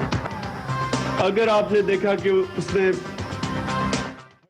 कि एक इंसान आया हॉस्पिटल के अंदर और से आपको एक चीज कहना चाहता हूं, मुझे आज इतनी खुशी है, बड़े फख्र से आपको एक चीज कहना चाहता हूं, मुझे आज इतनी खुशी है। एक शौकत खानम को एजाज मिला 2 दिन पहले, शौकत खानम को एजाज मिला एक अमेरिका के अंदर सारे हॉस्पिटल्स को का इम्तिहान होता है, दुनिया के टॉप हॉस्पिटल्स का, उसको कहते हैं जॉइंट कमीशन इंटरनेशनल। ये हॉस्पिटल को पूरा चेक करते हैं, इसके सिस्टम सारे देखते हैं और ये बड़े मुश्किल से ये पास करते हैं उसको। जो ये जॉइंट कमीशन इंटरनेशनल की ऑडिट पास कर जाता है वो उसको लिस्ट कर देते हैं कि दुनिया के अंदर ये वर्ल्ड क्लास हॉस्पिटल है। अब शौकत खानम 2 दिन पहले पहली दफा उन्होंने 5 दिन लगाए चेक करने के लिए। शौकत खानम को 2 दिन पहले सर्टिफिकेट मिला है जॉइंट कमीशन इंटरनेशनल से कि वर्ल्ड क्लास हॉस्पिटल है। लेकिन मुझे खुशी ये नहीं है, मुझे खुशी ये है कि यहां 75% कैंसर के मरीजों का मुफ्त इलाज होता है। 75% कैंसर के मरीजों का, यानी कि गरीब लोगों को इंटरनेशनल वर्ल्ड क्लास इलाज करवाया जाता है शौकत खानम में, क्योंकि अमीर गरीब में फर्क नहीं होता। जो मैंने इंग्लैंड में देखा था, शौकत खानम में 2 बिस्तरे होते हैं, एक पे पैसे वाला मरीज, एक पे मुफ्त। हमारे डॉक्टर्स और नर्सेस फर्क नहीं करते, इसलिए इनको ये सर्टिफिकेट मिला। तो मैं इसके लिए बड़ा खुश हूं, मैं शौकत खानम को भी मुबारक देता हूं। तीसरी तीसरी चीज, अच्छा जी 2 हो गया तालीम और सेहत, 11 मैंने अब करना है। तीसरी है मुल्क में हमारे पास पैसा नहीं है मुल्क चलाने में, कर्जे ले रहे हैं, पाकिस्तान कर्जों में डूब रहा है। जो मैंने आपको बताया कि 10 सालों में 6000 अरब से हमारा कर्जा गया 10 सालों में 27,000 अरब रुपया, क्योंकि पैसा नहीं इकट्ठा होता। मैं आज आपके सामने कहता हूं, मैं आज आप ये लोग इनसे बड़े खुले दिल के लोग हैं, अगर इनको एतमाद हो जाए ये पैसे दे दे। जरा फैसल वो वीडियो दिखाओ कि मैं जब पब्लिक में निकला पैसे इकट्ठे करने के लिए तो ये क्या हुआ, ये जरा देखें।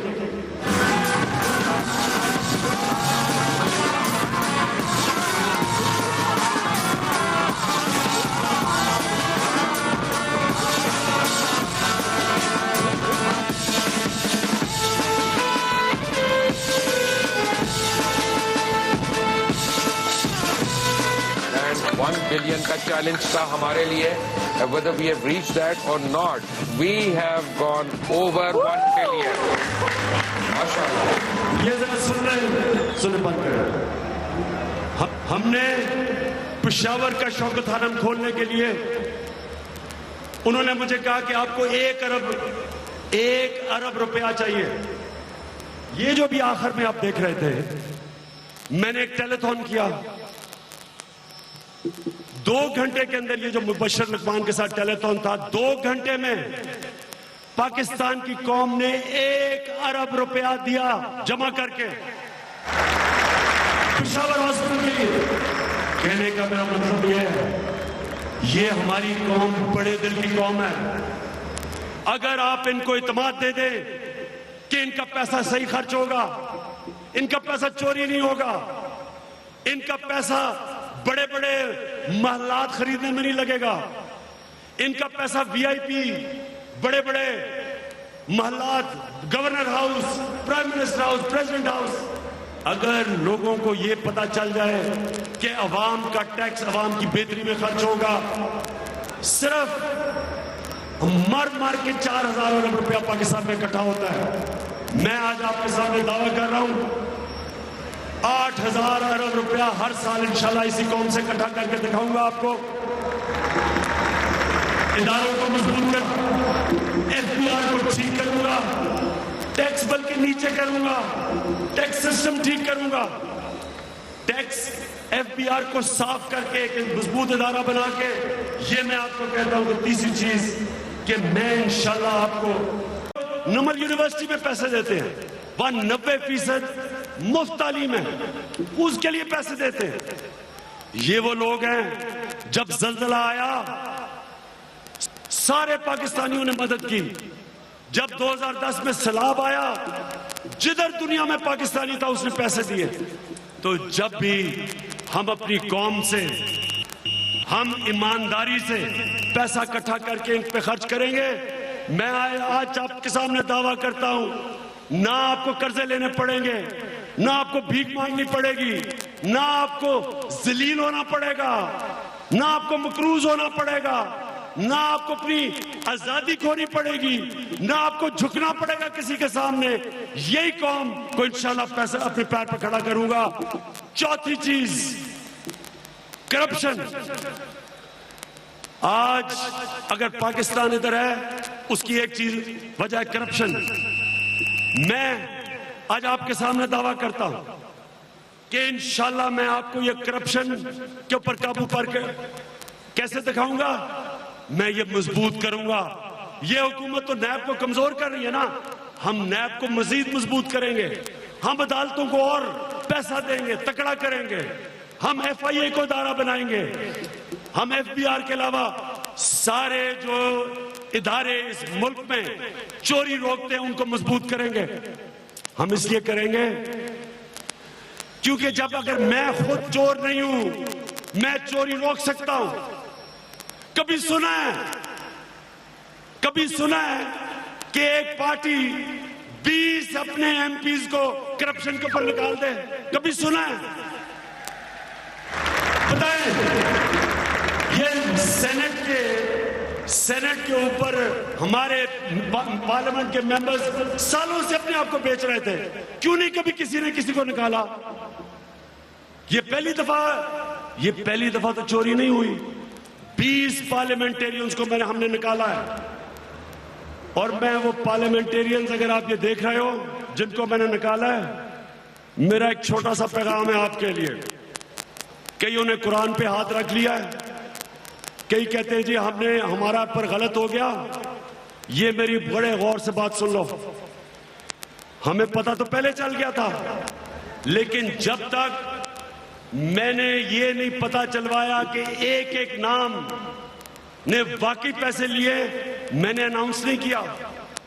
आप में से अगर किसी को शक है, हमने आपको चार्जशीट किया हुआ है, आए, हम आपको बुला रहे हैं, आए, बैठे, मैं आपको अपनी आंखों से दिखाऊंगा। आप नोट गिन रहे हैं, आप देखेंगे कि आपकी वीडियो, आप नोट गिनते हुए।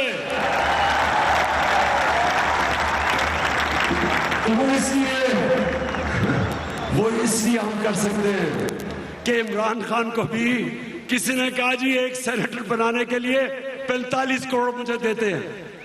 तो अगर वो मुझे दे रहा था, तो इसका मतलब बाकी पार्टीज के सरबराज को भी पैसे मिलते रहे हैं। इसका मतलब इन सबको पता था। लेकिन जब सरबराह पैसे लेता है वो दूसरों को कैसे रोक सकता है? जब मैं खुद करप्शन करता हूं मैं कैसे करप्शन रोक सकता हूं? इसलिए मैं आज आपके सामने दावा करता हूं कि इंशाअल्लाह हम आपको इस मुल्क में करप्शन पे काबू पाके दिखाएंगे। करप्शन का जो सबसे बड़ा नुकसान है पाकिस्तान को वो है मनी लॉन्ड्रिंग। मनी लॉन्ड्रिंग क्या है बताओ? मनी लॉन्ड्रिंग क्या है? मनी लॉन्ड्रिंग चोरी का पैसा मुल्क से बाहर जाता है, दुगना नुकसान। अगर आप, मैं वजीर हूं, मैं वजीर आजम हूं, मैं इकामा आसिफ हूं, जब मैं पैसा लेता हूं चोरी करता हूं तो अगर मैं यहां पाकिस्तान में पैसा रखूंगा वो नजर आ जाएगा, लिहाजा मैं मुल्क से बाहर भेज देता हूं, दुगना नुकसान करता हूं। 10 अरब डॉलर की मनी लॉन्ड्रिंग है। मैं आज आपके सामने कहता हूं कि इंशाल्लाह ये मनी लॉन्ड्रिंग भी रोकेंगे और अब इंटरनेशनल कानून बन चुके हैं। जो चोरी का पैसा बाहर पड़ा है उसको इंशाल्लाह पाकिस्तान में लेके आएंगे, इस मुल्क में वापस लेके आएंगे और जो भी पैसा वापस लेके आएंगे वो मैं अपने बच्चों की और बच्चियों की तालीम पे खर्च करूंगा इंशाल्लाह। अच्छा जी, अब मैं आ जाऊं पांचवी चीज पे। पांचवी है सरमायाकारी। नौकरियां नहीं है, सरमायाकारी नहीं हो रही, फैक्ट्रियां बंद हो रही हैं, एक्सपोर्ट्स गिर रही हैं।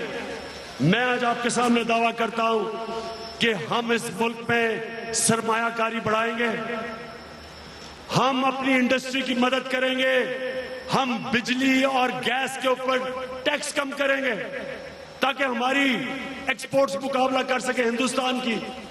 इंशाल्लाह वो मैं आपको करके दिखाऊंगा। हम ज्यादा लोगों को कम टैक्स करके मैं आपको पैसे इकट्ठे करके दिखाऊंगा, लेकिन हम ये बिजली और गैस और डीजल ये महंगे नहीं करेंगे क्योंकि ये आम आदमी नीचे चला जाता है। जब आप चीजें महंगे करते हैं गुर्बत बढ़ जाती है। हमारा सबसे बड़ा मकसद है कि गुर्बत खत्म करें, लिहाजा इन्वेस्टमेंट लाने के लिए बिजनेस की हम मदद करेंगे। प्राइम मिनिस्टर हाउस में ऑफिस बना होगा, जो भी इन्वेस्टमेंट लाएगा उसके लिए हम रुकावटें दूर करेंगे, उसके लिए आसानियां पैदा करेंगे। इंशाल्लाह मैं आपको साबित करके दिखाऊंगा कि यहां सबसे ज्यादा इन्वेस्टमेंट आएगी, ओवरसीज पाकिस्तानी लेके आएगा।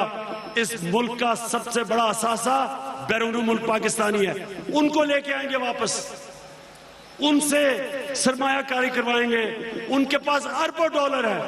जैसे ही हम अपना निजाम ठीक करेंगे, गवर्नेंस ठीक करेंगे, ईज ऑफ डूइंग बिजनेस, लोगों के लिए बिजनेस करने के लिए आसानी करेंगे। याद रखें सबसे ज्यादा पैसा बैरून मुल्क पाकिस्तानी लेके आएगा और तब इंशाल्लाह नौजवानों आपको नौकरियां मिलेंगी।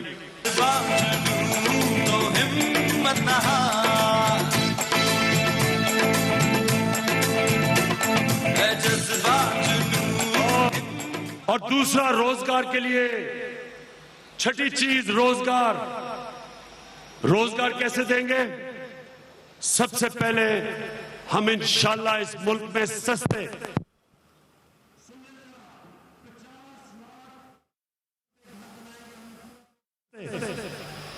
सुन ले जरा, 50 लाख सस्ते घर बनाएंगे। हमने पूरा प्रोग्राम बनाया हुआ है ताकि आम लोगों के लिए अपना घर हो। 50 लाख सस्ते घर बनाएंगे। इसका पूरा प्रोग्राम हम बाद में देंगे, जल्द से जगह नहीं है, लेकिन जब आप 50 लाख घर बनाएंगे और इंडस्ट्री बड़ी कनेक्टेड है, घर बनाने से इंडस्ट्री वो सारी चल पड़ेंगी, लोगों को रोजगार मिलेगा, इंशाल्लाह गरीब लोगों को सस्ते घर दिलवाएंगे। और उसके अलावा टेक्निकल एजुकेशन देंगे, स्किल एजुकेशन देंगे।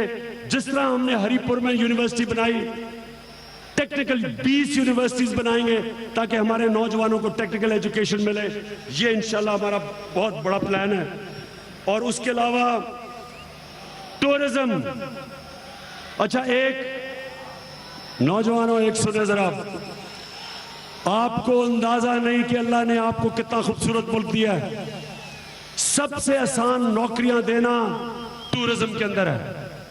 इस वक्त इतनी ज्यादा पख्तूनख्वा में टूरिज्म आई कि आज अगर पख्तूनख्वा में हमने गुर्बत कम की टूरिज्म की वजह, अभी रोको। मैं ये गर्मियों में, अब ये मेरे मुखालिफ तो सारे बेचारे पसीना JIT के अंदर बाहर चक्कर लगा रहे थे, तो मैं ऊपर गया हुआ था पहाड़ों पे, नई जगह ढूंढ रहा था, टूरिज्म के लिए नई जगह ढूंढ रहा था। तो मैं एक जगह देखी जो किसी को पता नहीं है, ये जरा आप देखें, मैं सारी दुनिया फिरा हूं, इतनी खूबसूरत जगह, स्विट्जरलैंड चले जाएं आपको ऐसे नहीं नजर आएगी, जरा दिखाएं। नए दिलों की साहों को उजाड़ना है, वफा से आसूदा साथों को संभालना है, उम्मीद सुबह जमा रखना, ख्याल रखना, ख्याल रखना, ख्याल रखना, ख्याल रखना, ख्याल रखना, ख्याल रखना, ख्याल रखना।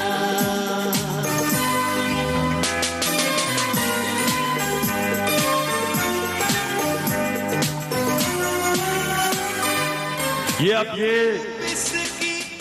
ये जो जगह है ये किसी को पता ही नहीं है, सारे नथे गली चले जाते हैं, कोई गलियात में चला जाता है। इतनी खूबसूरत जगह है पाकिस्तानियों। अब मैंने फैसला किया है कि हर साल 4 नए टूरिज्म के लिए आपको जगह ढूंढ के दिखाएंगे। 4 इंशाल्लाह अप्रैल में खोल रहे हैं, हर साल 4 जगह खोलेंगे। उससे क्या होगा? पैसा आएगा। आपका मुल्क, आपको पता है पाकिस्तान, आप हैरान होंगे कि छोटा सा स्विट्जरलैंड वो टूरिज्म के ऊपर पाकिस्तान की एक्सपोर्ट से ज्यादा पैसा बना लेता है। 20 अरब डॉलर पाकिस्तान की एक्सपोर्ट है, स्विट्जरलैंड की टूरिज्म में 20 अरब से ज्यादा बना लेता है। और आपका मुल्क, सिर्फ आपके नॉर्दर्न इलाके स्विट्जरलैंड से दुगने हैं। मैं ये सारा पाकिस्तान फिरा हुआ हूं, मैं दुनिया फिरा हुआ हूं। मैं आज आपके सामने कहता हूं, दुनिया में ऐसी जगह नहीं जो आपके मुल्क में है। किसी को पता ही नहीं है, किसी को परवाह ही नहीं है। वो छुट्टियां बनाने के लिए हमारा क्यों निकाला प्राइम मिनिस्टर, वो पाकिस्तान, वो उसको क्या पता होता पाकिस्तान का। वो मुंह उठाता था तो लंदन और हेरल्ड चला जाता था। उसको क्या पता पाकिस्तान क्या है। हमारे जो बाकी लीडर्स हैं, किसी को क्या पता कि अल्लाह ने इस मुल्क को क्या क्या दिया है। इंशाअल्लाह इस मुल्क को हम टूरिस्ट का हब बनाएंगे। और मैं फिर कह रहा हूं, हमारे पास होटल नहीं है इतने ज्यादा आपके पास ऐसी जगह है। इंशाअल्लाह टूरिज्म से हम यहाँ नौकरियां दिलवाएंगे, हम बेरोजगार लोगों को टूरिज्म के अंदर। इंशाअल्लाह इस मुल्क ये पैसा भी कमाएगा, बाहर से भी पैसा आएगा, डॉलर्स भी आएंगे, नौकरियां भी मिलेंगी। और अब मैं करीब आ रहा हूं, आठवां मेरा पॉइंट। हमारे किसान, हमने फौरी तौर पे एग्रीकल्चर इमरजेंसी करनी है। इस मुल्क का रीढ़ की हड्डी हमारा किसान है। किसानों का माशी कत्ल हो गया पाकिस्तान में, किसी को फिक्र ही नहीं है इस किसान की। किसानों के लिए सारा साल बेचारा किसान खेतों में काम करता है। मैं छोटे किसान की बात कर रहा हूं, सारा साल बेचारा काम करता है, अल्लाह से दुआ करता है कि अल्लाह बारिश ठीक कर दे। बेचारा फिक्र करता है, मेहनत करता है, और सारा साल के बाद जब उसकी गंदम होती है, उसके लिए उसको कीमत नहीं मिलती, खर्चे बढ़ते जा रहे हैं, बेचारी को पैदावार में कीमत नहीं मिलती। और खास तौर पे जो गन्ने वाले बेचारे, जो गन्ने उगाने वाले किसान हैं, जो जुल्म इनसे शुगर मिल माफिया कर रहा है। किसानों सुन लो मेरी बात, इंशाल्लाह चंद महीने की बात है, मैं आपको ये शुगर मिल माफिया से पैसा निकाल के दिखाऊंगा इंशाल्लाह। ये किसान ताकतवर है, शुगर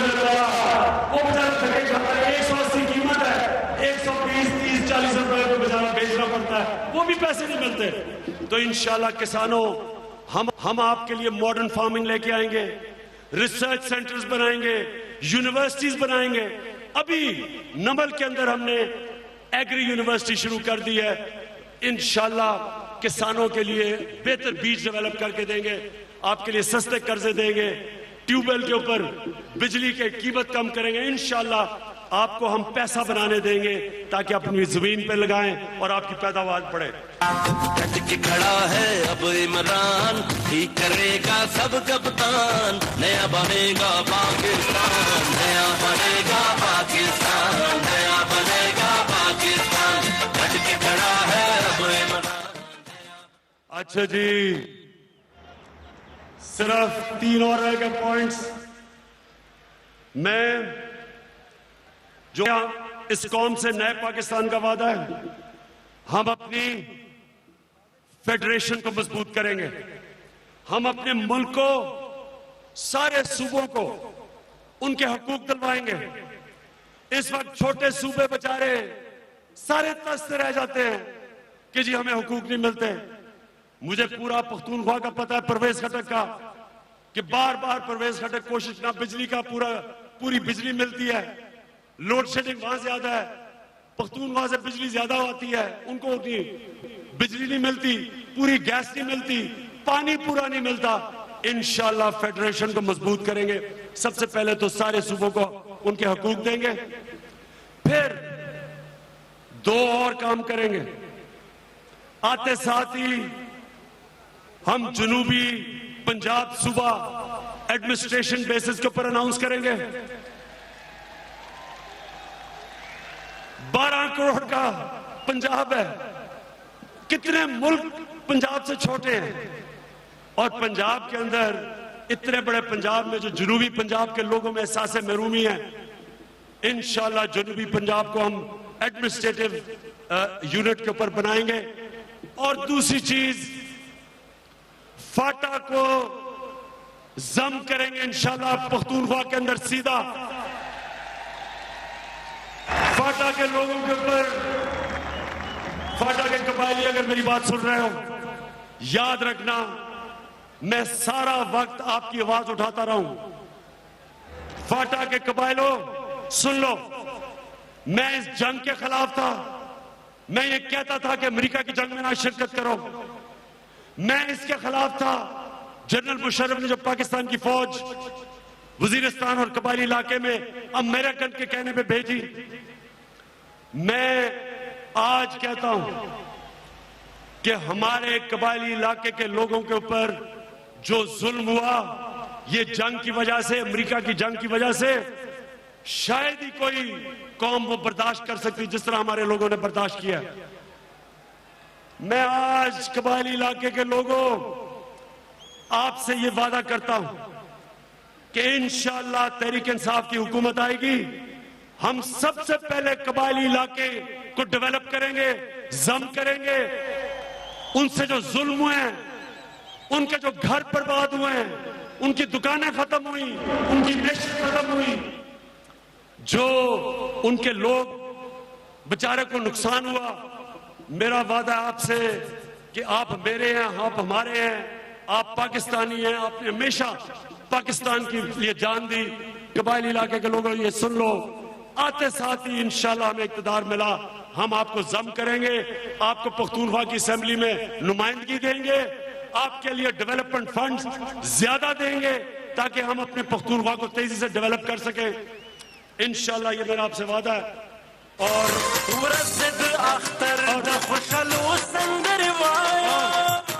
और बल्दियाती निजाम जो आज पख्तूनख्वा में है, पहली दफा पाकिस्तान में गांव की सतह के ऊपर बल्दियाती निजाम गया। इंशाल्लाह वो सारे पाकिस्तान के अंदर लेके आएंगे। शहरों के अंदर जिस तरह बाहर मेयर सिस्टम है, डायरेक्ट इलेक्शन करवाएंगे, मेयर का, लाहौर मेयर का, कराची मेयर का, पेशावर मेयर का, बेहतरीन लोग लेके आएंगे। बेहतरीन बल्दियाती निजाम से इंशाल्लाह जो नीचे से लोगों को ऊपर उठाएंगे, लोगों के नुमाइंदे अपने फैसले करेंगे। एमएनए और एमपीए से आपको डेवलपमेंट फंड के पीछे नहीं जाना पड़ेगा, डायरेक्टली हम बल्दियात को एम्पावर करेंगे। और फिर माहौलियात माहौलियात, ये लाहौर में जिधर आप खड़े हैं, ये दुनिया का सबसे ज्यादा पोल्यूटेड शहर है। यहां की हवा सेहत के लिए सबसे बुरी है। यहां का पानी दिन ब दिन खराब हो रहा है, हमारे दरिया खराब हो रहे हैं, हमारा पानी खराब हो रहा है। सिंध के अंदर लोग जहरीला पानी पी रहे हैं, हेपेटाइटिस फैल रही है। हमने अपने जंगल तबाह कर दिए हैं। छांगा मांगा, उसमें सारे बड़े दरख्त खत्म हो गए हैं। कुंदियां, मियावाली में बड़ा जंगल था, वो खत्म हो गया। सारे जंगलात खत्म कर दिए। सिर्फ पख्तूनख्वा हुकूमत को मैं दाद देता हूं, जिन्होंने 5 साल में 1 अरब 18 करोड़ दरख्त उगाए, जंगलात बड़े किए, माहौलियात के लिए पहली दफा किसी ने काम किया। इंशाल्लाह सारे पाकिस्तान में हम ये कैंपेन शुरू करेंगे। 10 अरब दरख्त इंशाल्लाह सारे पाकिस्तान में हम लगाएंगे। इंशाल्लाह यहां का मौसम बदल देंगे, अपने दरिया साफ करेंगे, पानी साफ करेंगे। सिंगापुर का जो दरिया था, मैं आपको बताऊं, मैं जब पहली दफा गया, सीवरेज था सारा दरिया, काला पानी था। एक लीडर आया, फैसला किया, आज वो सिंगापुर का जो दरिया है, मछलियां हैं, साफ पानी है, तो हम साफ कर सकते हैं। हम इस मुल्क में माहौलिया ठीक कर सकते हैं, लेकिन इसमें आप सब ने मेरे साथ मिलकर काम करना होगा। इंशाल्लाह हम इस मुल्क को एक हरा पाकिस्तान बना के दिखाएंगे। और आखिरी वो, सबसे ज्यादा एक आम आदमी को जरूरत इंसाफ की होती है। सबसे ज्यादा आम आदमी को तकलीफ थानों में होती है। आज पख्तूनख्वा की पुलिस एक मिसाली पुलिस बन गई। हमने उस पुलिस को ठीक किया। उसको पुलिस एक्ट करके चीफ मिनिस्टर नहीं फैसले करता कि तबादलों के, आईजी करता है। पुलिस को गैर सियासी किया। किसी मुखालिफ के ऊपर एक एफआईआर नहीं है, क्योंकि गैर सियासी है। पख्तूनख्वा की पुलिस आप बताएं 5 साल में एक्स्ट्रा जुडिशियल किलिंग हो, पुलिस के जरिए किसी को कत्ल करवाया हो। रावनवार ने 440 लोग सिंध के अंदर कत्ल किए। यहां आबिद बॉक्सर वो कहता है कि शहबाज शरीफ के कहने पे मैंने, वो पुलिस का इंस्पेक्टर था, मैंने लोग कत्ल किए, क्योंकि यहां की पुलिस तबाह की गई है। तो पंजाब और सिंध के लोगों, फिक्र ना करो, मैं आप पंजाब की और पुलिस को ठीक करके दिखाऊंगा। यही पुलिस को ठीक करेंगे, मेरिट लेके आएंगे, इंतजाम करेंगे, गैर सियासी करेंगे। ये भी पुलिस एक दिन आएगा, अभी तो आप सोच भी नहीं सकते। लेकिन आप सोचे, पख्तूनख्वा के अंदर कभी सुना है कि पुलिस के लिए कौम नारे मार रही है कि पख्तूनख्वा पुलिस जिंदाबाद? इंशाल्लाह एक दिन आएगा, लोग कहेंगे पंजाब पुलिस जिंदाबाद।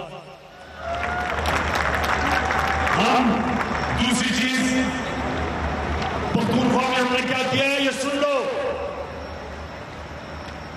हमने सिविल प्रोसीजर कोड ठीक किया है, पहली दफा पाकिस्तान की तारीख में। सुनो जरा, ये 1 साल में सारे मुकदमे खत्म होने पड़ेंगे, या 30-30 साल तक जमीन के केसेस चलते रहते हैं। पख्तूनख्वा में चीफ जस्टिस के साथ मिलकर गवर्नमेंट ने फैसला किया है कि कोई सिविल केस 1 साल से ज्यादा नहीं जाएगा। यहां जमीन का केस होता है, बच्चे केस करते हैं और वो बूढ़े हो जाते हैं, उनके बच्चे तक भी फैसला नहीं होता। पख्तूनख्वा में हर साल 1 साल के अंदर फैसला होना होगा। और हमने एक और काम किया है, डिस्प्यूट रेजोल्यूशन। थानों के अंदर गरीब लोग अगर उन्होंने केस हो, वो अदालत में नहीं जाते, वो डिस्ट्रिक्ट थाने में जाते हैं। वहां रिटायर्ड जजेस, ब्यूरोक्रेट बैठते हैं, फौजी बैठते हैं, वो दोनों के केस सुनते हैं, वहीं बैठे बैठे फैसला करते हैं। ना लोगों का खर्च होता है पैसा, ना लोगों को पैसे खर्च करने पड़ते हैं, ना टाइम जाया होता है। और ये पख्तूनख्वा के अंदर ये पहली दफा शुरू हुआ, और इंशाल्लाह इस सारे पाकिस्तान में हम लेके जाएंगे। तो रोक लो, तब्दीली आई रे, तब्दीली आई।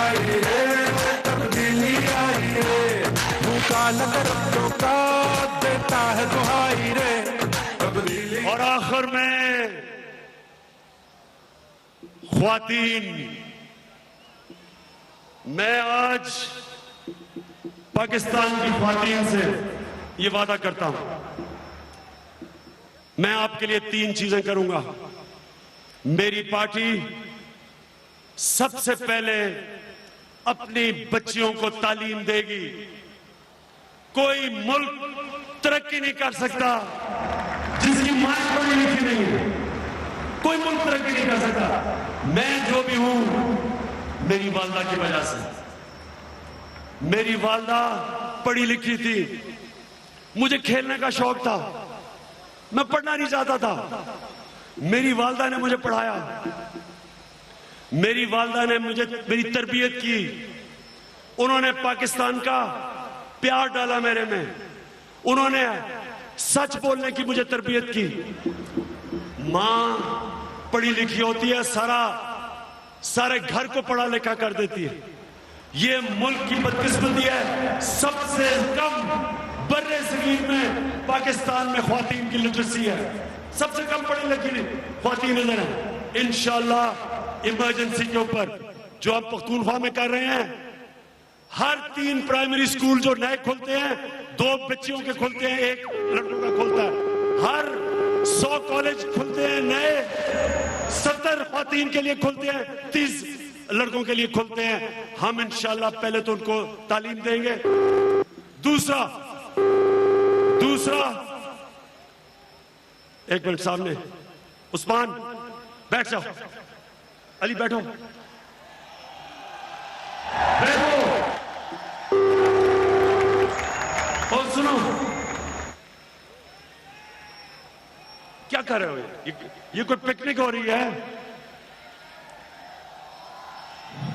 अच्छा सुनो, तो मैं ख्वातीन के लिए कह रहा था, पहले तो हमने पढ़ाना है, दूसरा हमने उनको कानूनी तौर पे तहफ़्फ़ुज़ देना है। हमने पख्तूनख्वा के अंदर औरतों के पुलिस स्टेशन खोले हैं। इंशाअल्लाह सारे पाकिस्तान में औरतों के लिए पुलिस स्टेशन खोलेंगे, क्योंकि औरतें घबराती हैं आदमियों के पुलिस स्टेशन में जाने के लिए।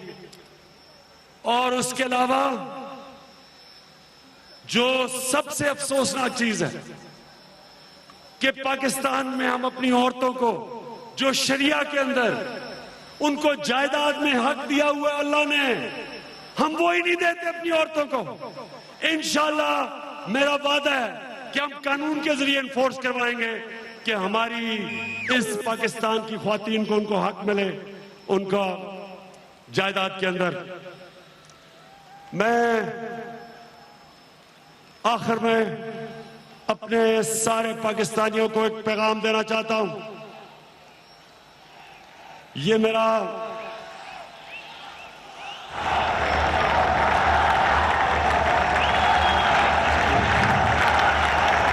पैगाम आपके लिए। देखिए नौजवानों, अल्लाह ने मुझे कामयाबी दी। बात मैं ये सुनने में काफी बात सुनी।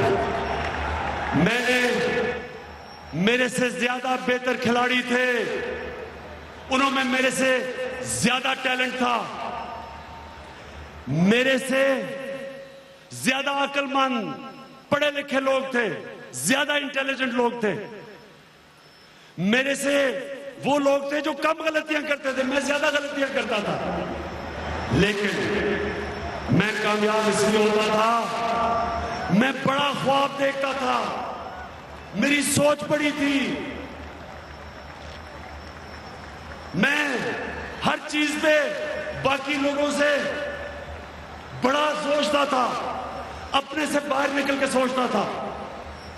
नौजवानों याद रखो, मेरे पाकिस्तानियों, आप जो चाहे बन सकते हैं, आप जो चाहे बन सकते हैं। बड़ा सोचें, बड़ा ख्वाब देखें। एक मौलाना रूमी की सही है कि जब अल्लाह ने तुम्हें पर दिए, क्यों चूंटियों की तरह रींग रहे हो? अल्लाह ने आपको अशरफुल मखलूकात बनाया है।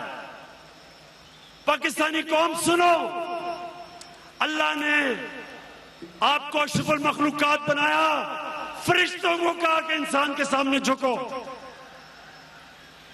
अल्लाह ने आप में वो पोटेंशियल और टैलेंट दिया है, आप जो चाहे बन सकते हैं। मैं सिर्फ आज आपको कह रहा हूं, बड़ी ख्वाब देखो, बड़ी ख्वाब देखो। यहां हमारा वोटर, अच्छा जी मैं उसको वोट दे रहा हूं, उसने मेरी गली ठीक कर दी, अच्छा जी उसने वो मेरी फौतगी पे आ गया, वो मेरी शादी पे आ गया, वो आपका मुल्क लूट रहा है लेकिन जी मेरी गली पे आ गया। सियासतदानों को सुने, इलेक्टेबल्स देखें जी, वो नवाज शरीफ में इसलिए उसने मेरे से हाथ नहीं मिलाया, वो फलाना मैं इसलिए उसके साथ नहीं क्योंकि उसने मुझे डेवलपमेंट फंड नहीं दिया। खुदा का वास्ता है, पाकिस्तान का सोचो, आपका मुल्क नीचे जा रहा है, अपने मुल्क का सोचो, बड़ी सोच रखो, बड़े लोग बनो। आप एक अजीम ख्वाब का नाम है पाकिस्तान, जो पाकिस्तान जिसने, जो आपका लीडर था एक अजीम आदमी था, कायदे आजम, जो इलामा इकबाल थे, आप अंदाजा नहीं लगा सकते कि वो कितना बड़ा ज़हन था। खुदा का वास्ता है, अपने आप को उठाओ, आप डूब रहे हो, आप जमीन में जा रहे हो। ये हो, अगर इसी तरह कर्जे लेते रहे आखिर में ये मुल्क टूट जाएगा। लोग आपके मुल्क को तोड़ने पर लगे हुए हैं, लोग आपकी फौज के खिलाफ हैं। अगर फौज के लिए पैसा ना हुआ कौन रोकेगा मुल्क को?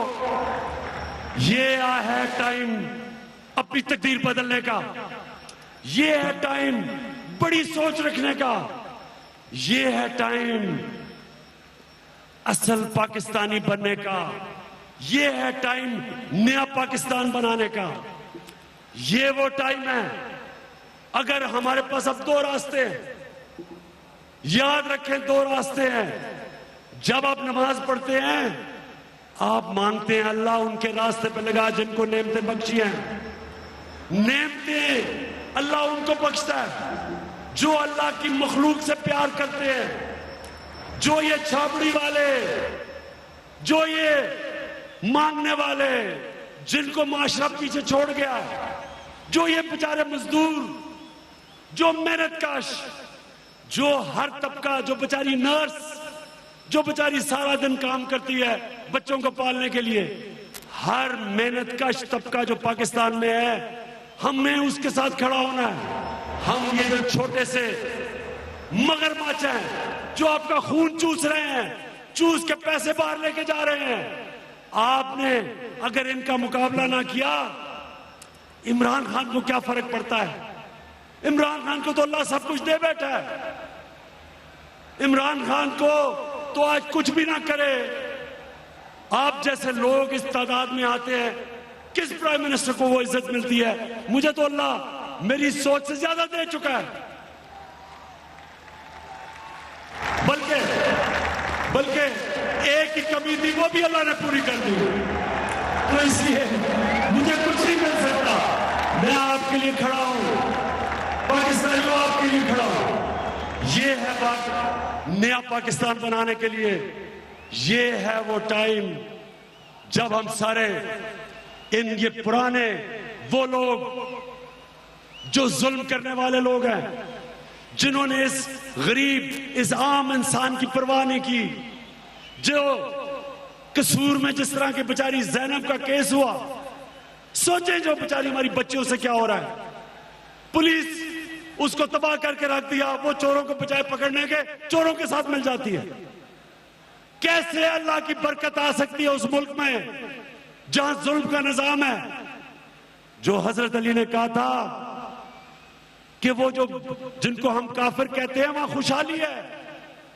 ये जो हम अपने आप को मुसलमान कहते हैं, देखें यहां क्या है।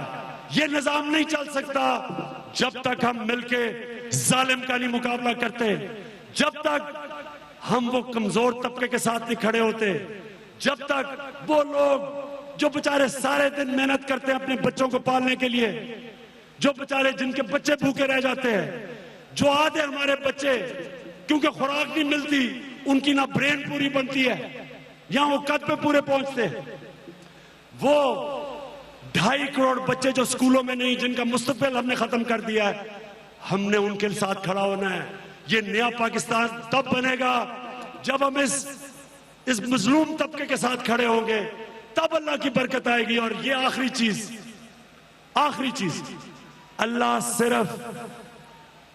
अल्लाह सिर्फ कुरान नमाज में कहता है अल्लाह उनके रास्ते पे लगा।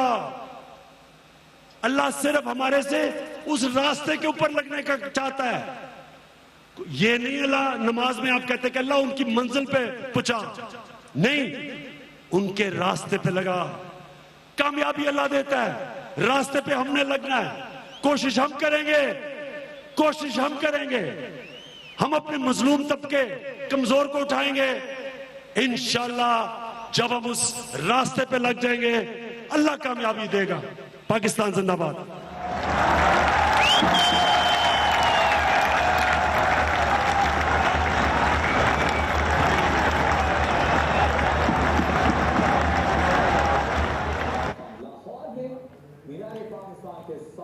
लाहौर में मीनार पाकिस्तान, जहां पर पाकिस्तान तहरीक-ए-इंसाफ के जलसे का सियासी और अवामी ताकत का मुजाहिरा